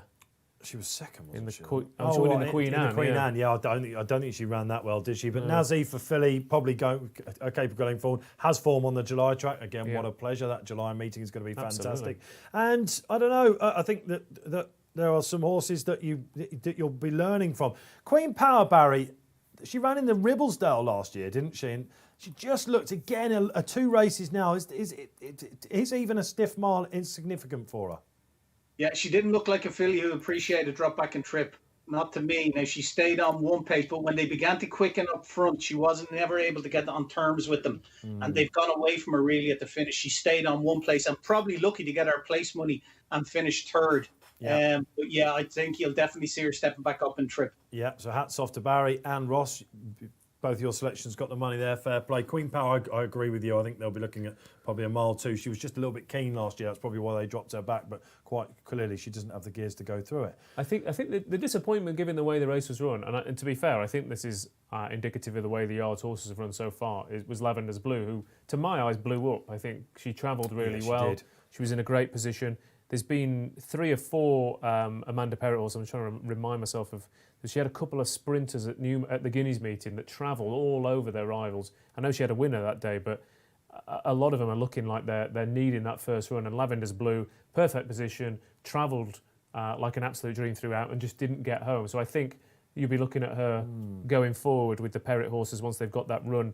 Goodwood in mind, of course. You think that's a local track, isn't it? We always think about Amanda true. and Goodwood. Yeah, I wouldn't give up on Lavender's Blue at all. In fact, I mean, I didn't get the money there, but again, it was a good run. And hey, let's face it, if your horse blows up, if it travels well, you've got to excuse it at the moment. The way these these preparations have gone. So there we are. That was the Duke of Cambridge Stakes, of an ultimate race down here on Racing Post Live. And we've got one more coming your way, the Sloggers, in around about 20 minutes' time. 2 Mile 4, the Ascot Stakes. Gosh, there's so much to talk about this. I think we can move on to the final race now, guys, can't we? Because we've got a lot of runners to talk about. A wide open betting heat. When I looked this morning, it was around about 5-1 the field. Let's see how the market's going to be for the final race of day one, Royal Ascot 2020 then. Is it still Verdana Blue? Barry? Yeah, Verdana Blue very strong at the head of the market, 5.7 with Ryan Moore in the play. The race he's won on many occasions, currently 9-2. Moon King, Harry Bentley is around the 15-2 mark, 8.6. The same for Land of Oz, who was so disappointing in the Cesarovich last year. I'll tell you one that there is a few quid for. Dubai 50. Adam Kirby rides that into 18. Around the 18.5 mark. Few quid seems to be knocking around for that. Yeah, the boys at myracing.com have put up Dubai 50 there. A stunning start to the day. Glass Slippers and Jubiloso there. That was a disappointing run from them so far, but a couple of winners for them. They're also on Dubai 50 as well. Okay, Barry, where are we going with this? Where's the final charity bet going for day one? Yeah, I thought this was a really, really tricky race, and it wasn't one that I had a very strong opinion on. But I like Verdana Blue. It's hard to get away from one of the a really nice mare. I really like her over hurdles. She's fit as I suppose they could have her under the circumstances. And she's stamina. I don't think there's any doubt for this sort of trip on the flat to 2.5 miles. And like I said, Ryan Moore, I wouldn't let the draw put me off either. Drawing 5 historically, and I think you wouldn't expect it, but the higher numbers seem to fare better in this race. Yeah. First time in a handicap as well. Drawn 5, Ryan Moore in the plate, drop her out, ride her chilly and be there turning into the straight and to make a bit of ground. So I'm going to back Verdana Blue. Should we get that on, Ross? Yep. How much are we having, Barry? Yeah, I'm not going to take the 5.6 either, Ross. I'm going to have 25 win in place. But I'd like to select our own odds. So if you go to back it at the 5.6, or go to click on the 5.6 and just move it up to 6, which is 5-1. I'm going to have 25 quid on it at 6. So that'll go over into the late column, obviously. I think that represents a fair evaluation of the horse's price around 5-1. Currently it's 9-2, but I think around the 5-1 mark. And then in the place market, obviously, because there's 20 odd runners here, it's 4 places. I'm going to go to the standard 4 places in this race. And there it's 2.42. I'm going to move that and up to 2.50, 6-4, Ross, and put into back at that 25 quid at 2.50. So that will go over into the late column, and then hopefully someone will come in and match us. So let's just chat away, post those bets up there, chat away, and we can go back and check them later. Happy days. Cheers, Barry. Okay, so Verdana Blue, I guess the key horse. When you see Ryan Moore jocked up in an Ascot Stakes, usually for a Willie Mullins horse, of course no Irish horse is coming over for it this year for obvious reasons, they are the one that the market latches on. Do you remember last year, was it Build Me Up Buttercup he rode? And it was one of the only horses on the week to make up such significant ground. I don't know about you, Barry, but I would be expecting this to be switched right off out the back. We know that she's a strong traveller over hurdles.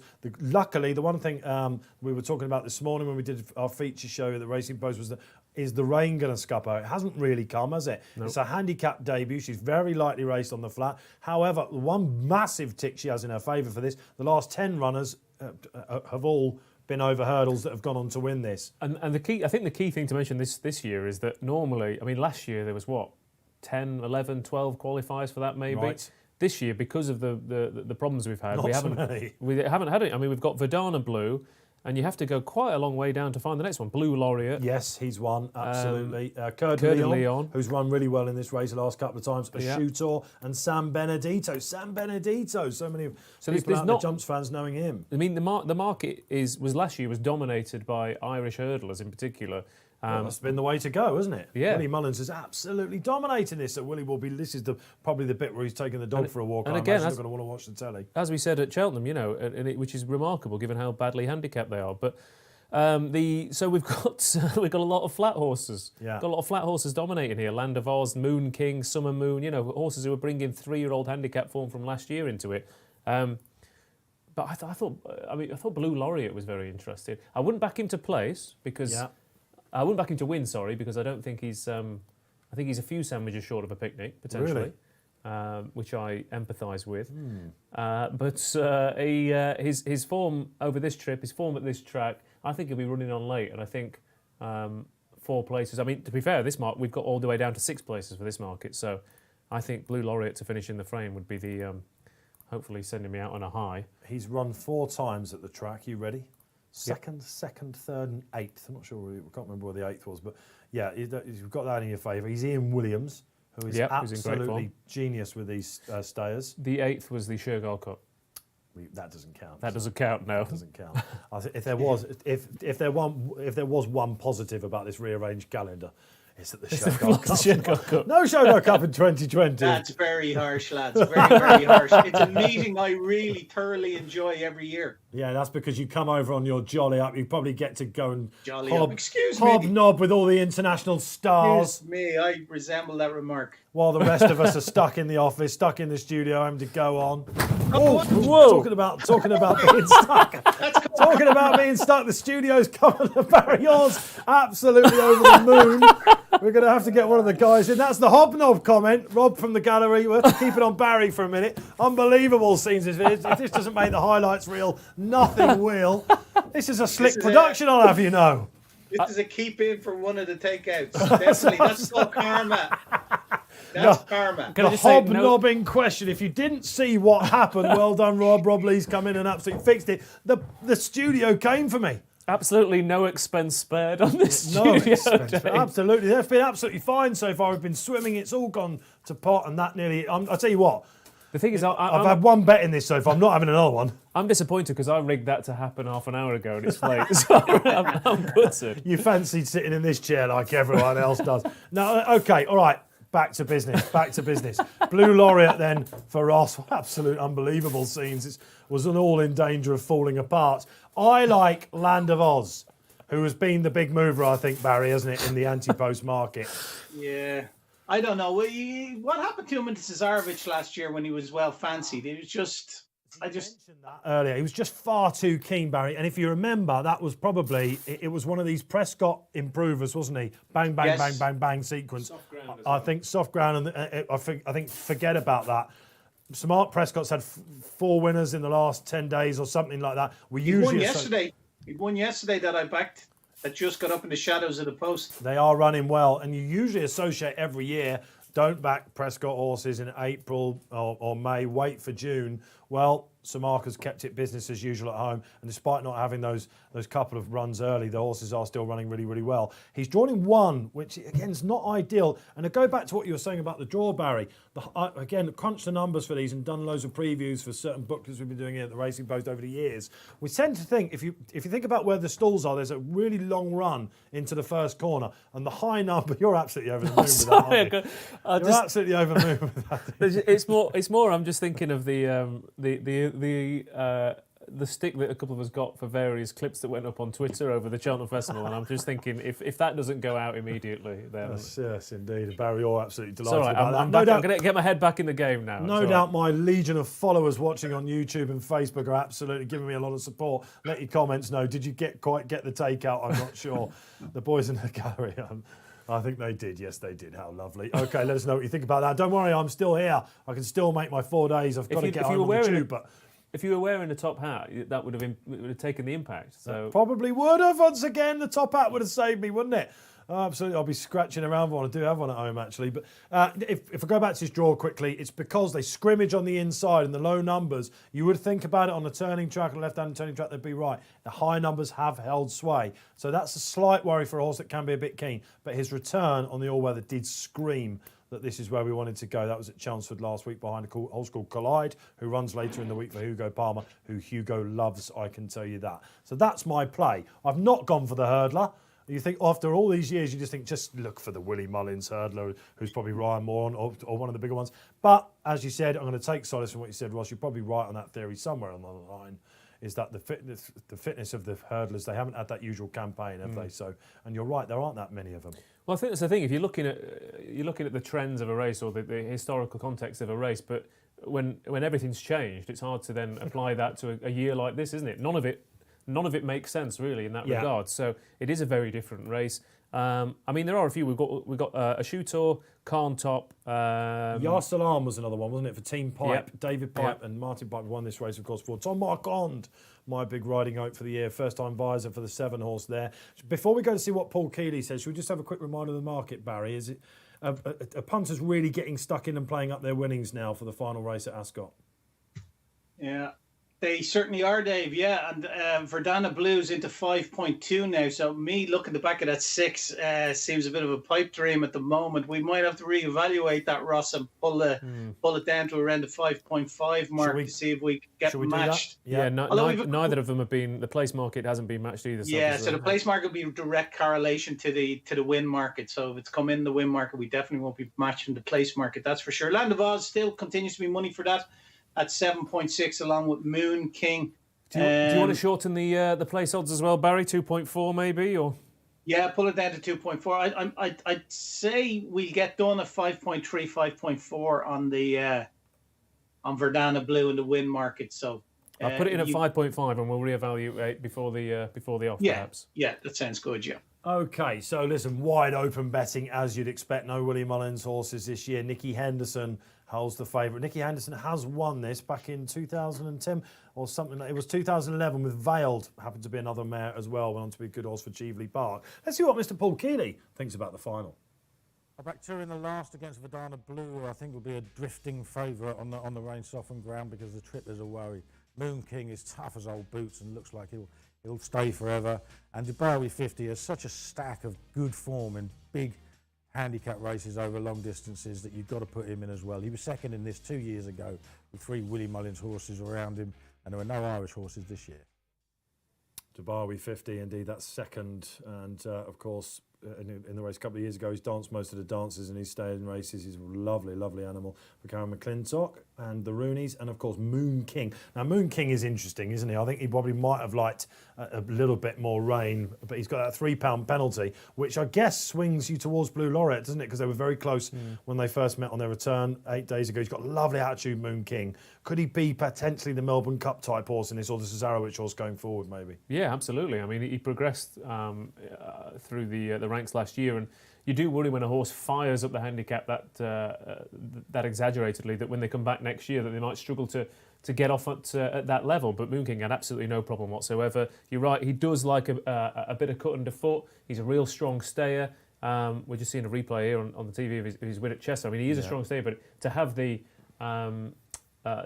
pace to be able to whip round Chester as well and do what he did round there means that he's clearly just a very, very talented horse, and his form stacks up. I think if you look at those 3-year-old staying handicaps last year, the likes of the Hamish races, Ranchan, the Alan King horse who won at the back end at Newmarket, whose name... Oh, begins with a T, doesn't it? Trushan. Yeah, that kind of form, those kind of races are all really, really strong. So I think he's very much of interest.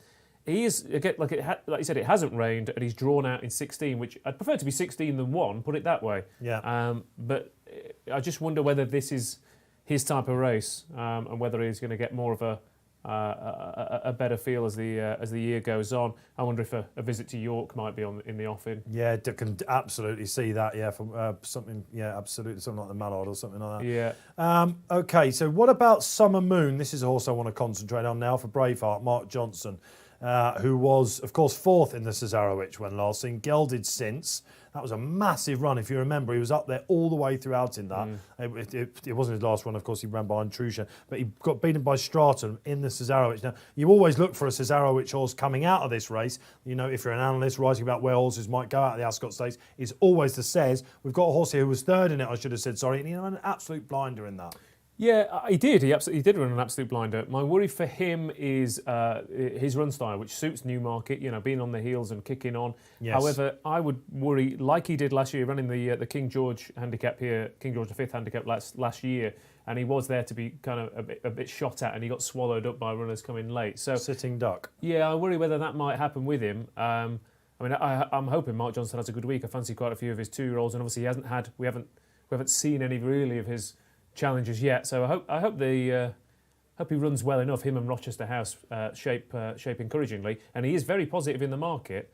I just wonder, like I said, whether he might get he might turn into the home straight in a challenging position and then get swallowed up. But like I said, we've seen a couple of races today be run at fairly modest gallops, so we'll see how the pace I'm unfolds. trying to think about how they go in this. If you remember, Ian Williams, of course, won it last year with the Grand Vizier, so Blue Laureate willing to give him the double. Speaking of that race, the one that I would like to mention out of it is Coeur de Leon, who was in that race. Yeah. He finished 5th. He didn't really get the rub of the green in that race. Thor Hammer Hansen rode him, and I thought he was kind of caught napping a couple of times, and he could have finished in the frame, and he didn't quite do it. I mean, he was beaten by some nice types, obviously. So he's dropped a couple of pounds since then. He's come back for the same race, and they popped a visor on him for the first time. So I wonder whether 6th and 5th he's finished, didn't he, last couple of years? Again, third time lucky. Third time lucky, absolutely. He might even finish 4th then if true to form. Barry,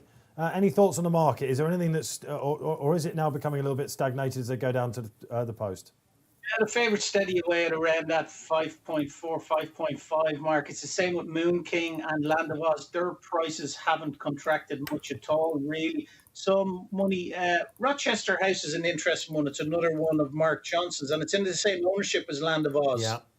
Yeah, at around the 25 to 1 mark, 26 to 1. We've seen, just looking at the graph on that, seems to be plenty of money knocking around for He's a pace angle, probably, Barry, isn't he? He's in 20, yeah, so... Matched at a high of, at 33, there's over nearly $4,000 match. Same at 32, over $4,000 matched.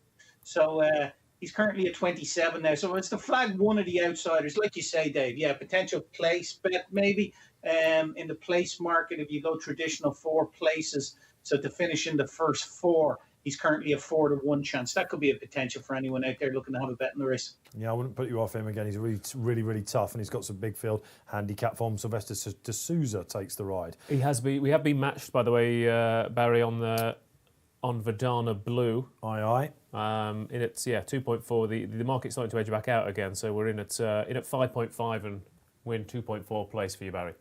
Perfect. She's obviously got very interesting connections, hasn't she, Miss Doreen Tabor, wife of Michael Tabor, of course. So I like the colours. They're basically Michael's colours in black and white, aren't they? Yeah, absolutely. It's Cenotaph was another one. Do you remember for Jeremy Nacida, ex-trainer? I think with these connections, Barry, you tend to know when they're going to have a go at it, don't they? I mean, it's probably just tiddlywinks for Michael, really, and the boys at Ballymore, as Sir Michael Stout once famously said to me. But they will be looking forward to having a few bets this week, won't they? Yeah, I wouldn't think this would be a race now that would really interest Tabor to get involved heavily in. I think they'll be waiting more in those 2-year-old races where they reckon they might have 3 or 4 lengths up their sleeve. What was the one that Joseph gave you last night? Chief Little Hawk. Is that what it's called? Chief, hang on a second. I'll get there. Hang on a second. Which was that? I didn't hear that. Cut out then. That's the... It won over 5 furlongs, didn't it, in Nice? Yeah, would that be in Norfolk then he's in probably, isn't it? Let's have a little look. Or it might be the Windsor Castle Cup. We'll get to it anyway if you're watching. Barry does a lot of work with all the boys at Ballydoyle, Joseph as well, O'Brien, and you have had a very strong word for a 2-year-old. I will find it. Take it away, Ross, with a bit of the market while I look. Yeah, like I said, Verdana Blues. Yeah, the Windsor Castle, 5 furlongs. Yeah. Chief Little Horse. He beat Blue Panther over 5 furlongs in Navan. He's a Air Force Blue horse. So I think they'd be mad keen. It's Air Force Blue first season sire. Very interesting sire. They'd love to get a nice speedy 2-year-old and get an Ascot win for that. Yeah, very interesting sire. If you remember, he was a crack 2-year-old, wasn't he? And they absolutely hammered him in the 2,000 guineas. He just didn't train on. So that comes tomorrow, of course, isn't it? Yes, indeed. And he is around about 7 to 2. So Barry Orr's giving you a steer there. Chief Little Hawk, Ryan Moore, Aidan O'Brien, they've tasted success so far on the meeting. That looks like one of the ones which could be a little bit special. Yeah, well, like we started that conversation off the back of the likes of Michael Tabor and that playing at this meeting, and that's probably one of the horses that you could earmark as seeing money for tomorrow if the kind of positive, bullish bulletins I've been hearing about him are to be taken into account. And he had a pretty good weekend, didn't he, Michael Tabor at the Curragh? A whole host of winners there. So. Yeah, absolutely. It's been great for them since Love, hasn't it? Since Love in the 1000, they've just been winning left, right, and centre. He needs the cash, I think. So you think so? Yeah. The game. Good supporters in the game. You've got absolutely massive, and of Ascot in particular as well. And you usually have a lot of boxes and all that sort of stuff. I mean, you talk about Verdana Blue does though have. I mean, we're looking at handicappers, we're looking at hurdles, we're looking at has this got mark, has this got a bit in. We've got a genuine Grade 1 hurdler who also has genuine group form on the flat. I mean, she was 4th in the Sagaro Stakes last year when we saw a replay of it. She got a little bit boxed in at a crucial point behind DXB. Yeah. DXB was going off single figures for the Gold Cup. So, if you're only 5 lengths behind DXB, then you're going to have a huge chance in a handicap here. Sure, she's lumping a big weight, but that never really bothers me in races of this nature. So, I think she's going to be very hard to kick out of the mix, that's for sure. And like I say, I'm expecting her to be covered up because that's just Ryan's style in these sort of races. Yeah, he got a lot of stick for Build Me Up Buttercup last year. Admittedly, since then, Build Me Up Buttercup's had about 3 races where she's looked like winning and not. So she's one of them, isn't she? Yeah. In hindsight, we're probably a bit harsh on him. But well, and she was the only horse to come from off the pace that week on the round course as well in those handicaps. So likely pace angles, I'll be looking for Summer Moon early in the run. Yar Salam for Team Pipe, Fair Mountain and Outsider for the Rochester Skeltons. House will go on as well. Rochester House up there. Mancini, of course, now with Ian Williams. Did so well for Johnny Portman and now gone to the great Doctor, of course. And he's a definite pace angle from Stalldrill. In fact, don't roll Mancini out of this. Should we have a quick final market update, Barry Orr? He never seems to get home, Mancini, does he, really? But he's a 22 chance at the moment. Verdana Blue, 5-1, has been hovering around that 9-2, 5-1 mark. 13-2, 7.6 Moon King. Land of Oz, currently 7-1 chance. Summer Moon, 13-2 at 7.6. So it's as you were at the top of the market. Yeah, I guess that this race always, every year, it relies on what the favourites have done so far. It's probably one of the more lukewarm betting races of the week. It's a tricky one. It normally is, like you said, it's normally picking which of the well-handicapped hurdlers, so that makes it hard enough. Then this year it's gone completely the other way. So anything you learned over the last few years, you're like, I'm getting a handle on this race now, has gone completely out of the window. Yeah. And again, track position plays such a big part because you can back a horse in this and suddenly after a furlong you think, well, I can't win from there. And it's more exaggerated given the big field and the fact that a lot of these don't have that turn of foot to get themselves out of trouble. So I'm hoping that Blue Laureate's track form will at least get him into a nice position to run on for a place. And this should remind us of Cheltenham somewhat, shouldn't it, with the call? We've got 2 more to go in, and this is a bit more like the cross-country, isn't it, of Royal Ascot? We've got a little while. Not the longest race of the week that comes up on Saturday, but they're off in the final race to 4:40, the Ascot Stakes 2 mile 4, looking for the slow starters. There was one at the back. Was that Moon King that's just got a little bit of a slow start? I don't think he was great away. Paul Keeley will be hoping he makes up the ground. I think it might have been Smart Champion, actually. I think. Smart Champion, who is a hold-up horse for Dave Simcock anyway, so I guess they won't be too worried about that. Who's on him? Oh, yeah, Callum Shepherd, of course. So, OK, over we go. And as expected, Summer Moon is right up there. They're attacking across. And this is where the high draws really come into it because they're able to avoid the trouble. If you're on the inside, like Verdana Blue is at the moment, and looking for Land of Oz, again, he's a little bit keen, just off the leaders. But again, you're going to find it really difficult to get out. You could well get boxed in. Ross Brierley, first couple of furlongs, early thoughts? Yeah, well, Pianissimo has gone herring off into a lead, refusing to settle out in front. Like you said, Summer Moon's in behind, then Dubawi 50. But you're right, there's a few interesting runners down that inside rail. Land of Oz just trying to get off that rail. Verdana Blue as well. Blue Laureate is currently dead last, so but that's fine if I've played him to place, so hopefully he'll run on for a place. Moon King's 3 wide, but at least has a clear run of things. Just trying to see. Dubawi 50's got quite a nice sit, just in third there, off the rail and not in a bad position. They're not going an insane gallop, as you would expect for this kind of race. And apart from those, Diocletian as well, maybe pulling a bit towards the back. Kalub seems to have settled quite well. And Coeur de Leon, 3 off the bend, tracking Moon King as well. So, I mean, if you're on Verdana Blue or Land of Oz, Dave, as you are on Land of Oz, you're hoping that come the home straight, you can switch out, or ideally, you'd you'd be already out by the home straight, and you wouldn't be praying for gaps. Yeah, not going as hard as I was expecting them to, Barry. Verdana Blue and Land of Oz, what sort of prices are they in the run? Yeah, Verdana Blue is the same as she was pre-race. She's currently 5-1. I suppose the one in front with Frankie on it, they wouldn't be wanting to give him too soft a lead, but that came right in from around 60 into 20 when he jumped off in front like that, and it looked like he was going to go on and get a really big uncontested lead, but it just hasn't materialised. He's just steadied it right up, Frankie, hasn't he? Yeah. And it's 23 now. You can back the one in front. But yeah, there's a race like this, as you'd imagine, as it unfolds, there'll be more in-running action, but not at this, as they're so going such a sedate pace.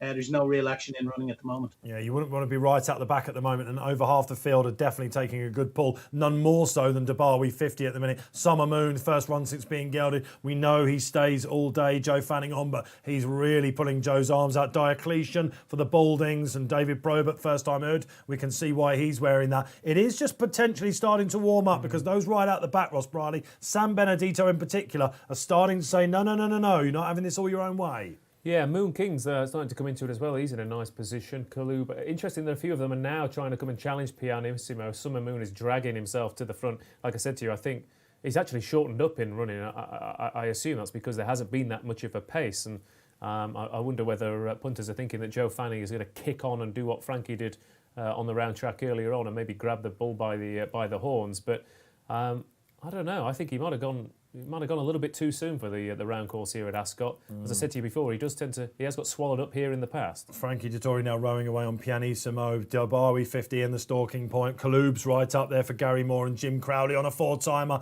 Land of Oz now starting. For Paul Nichols. Ashator, of course, for the Stewart family. He's going up. Loads and loads of players. We're going into the home straight then. Verdana Blue is absolutely cruising. Land of Oz is off the bridle now if you're on that Derby 50 rowing away.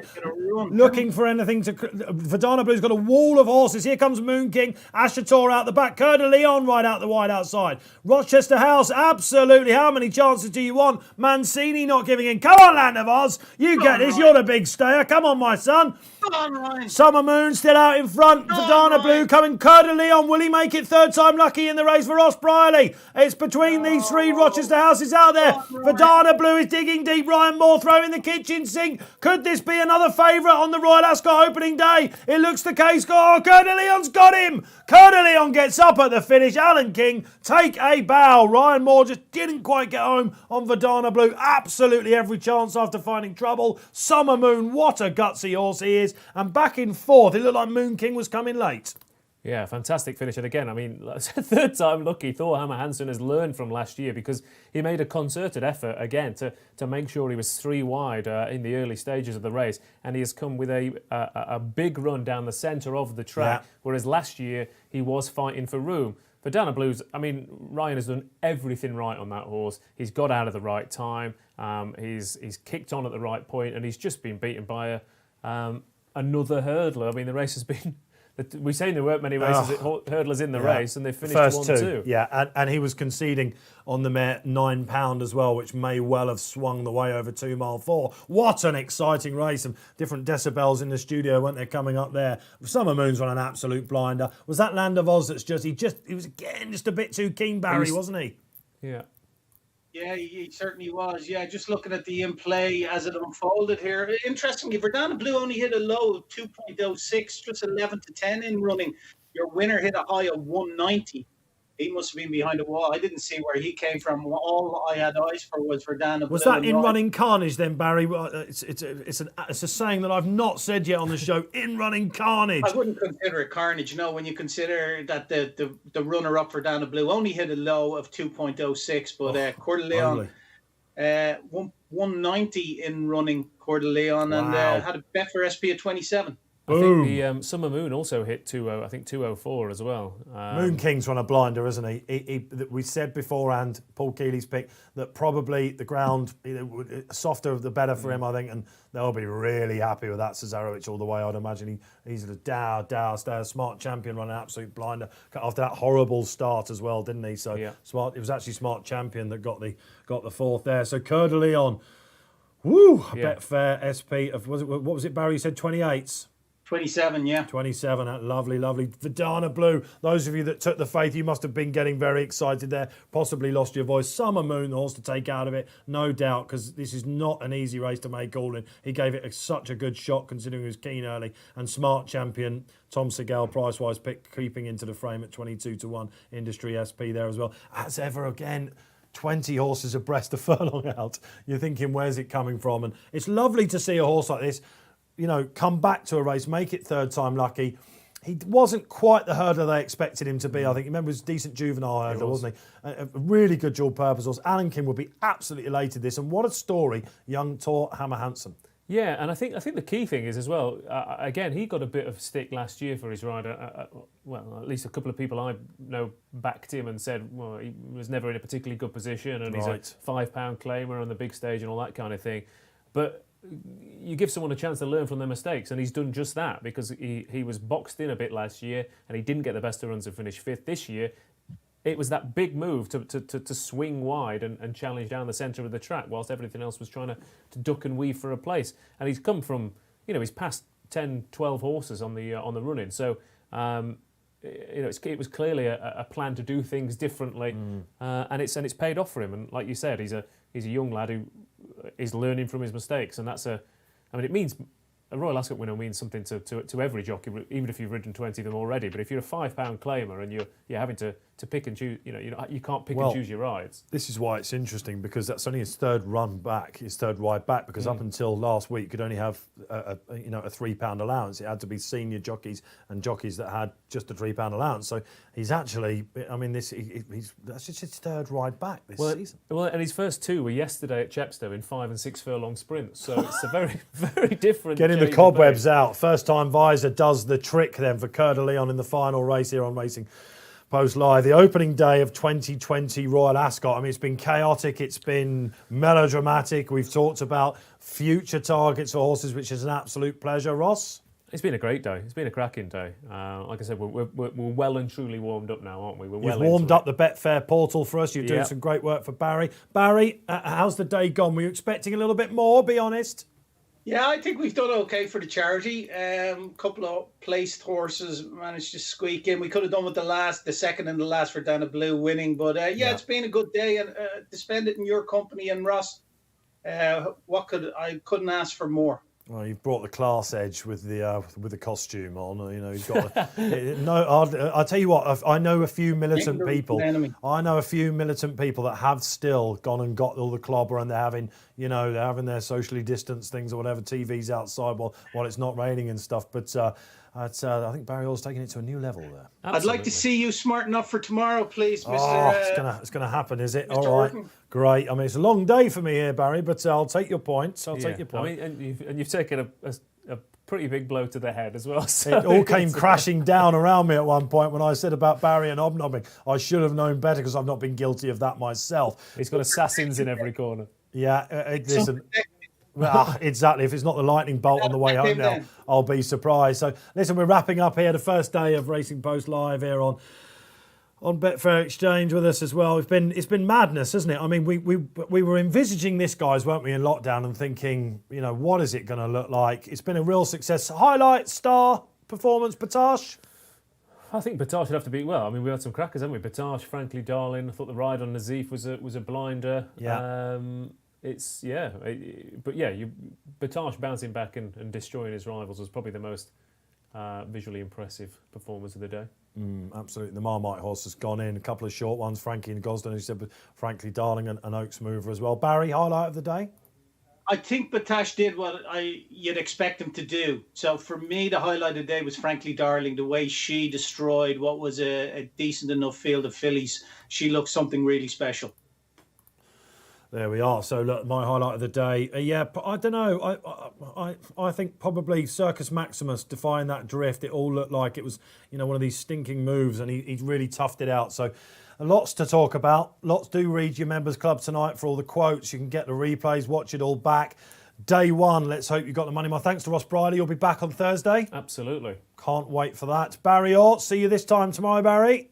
See you tomorrow, gentlemen. Aye, aye, hats off for the Queen. Of course, we've got a big Royal Runner tomorrow with Frankie Dettori on. Will he be starring? Jim Crowley, though, perhaps the star of the show. A hat-trick for him so far today. Let's sign off here on Racing Post Live. Don't forget to like the feed. Get your comments in overnight. We can process them. Come back with you tomorrow for day 2. It's Royal Ascot 2020.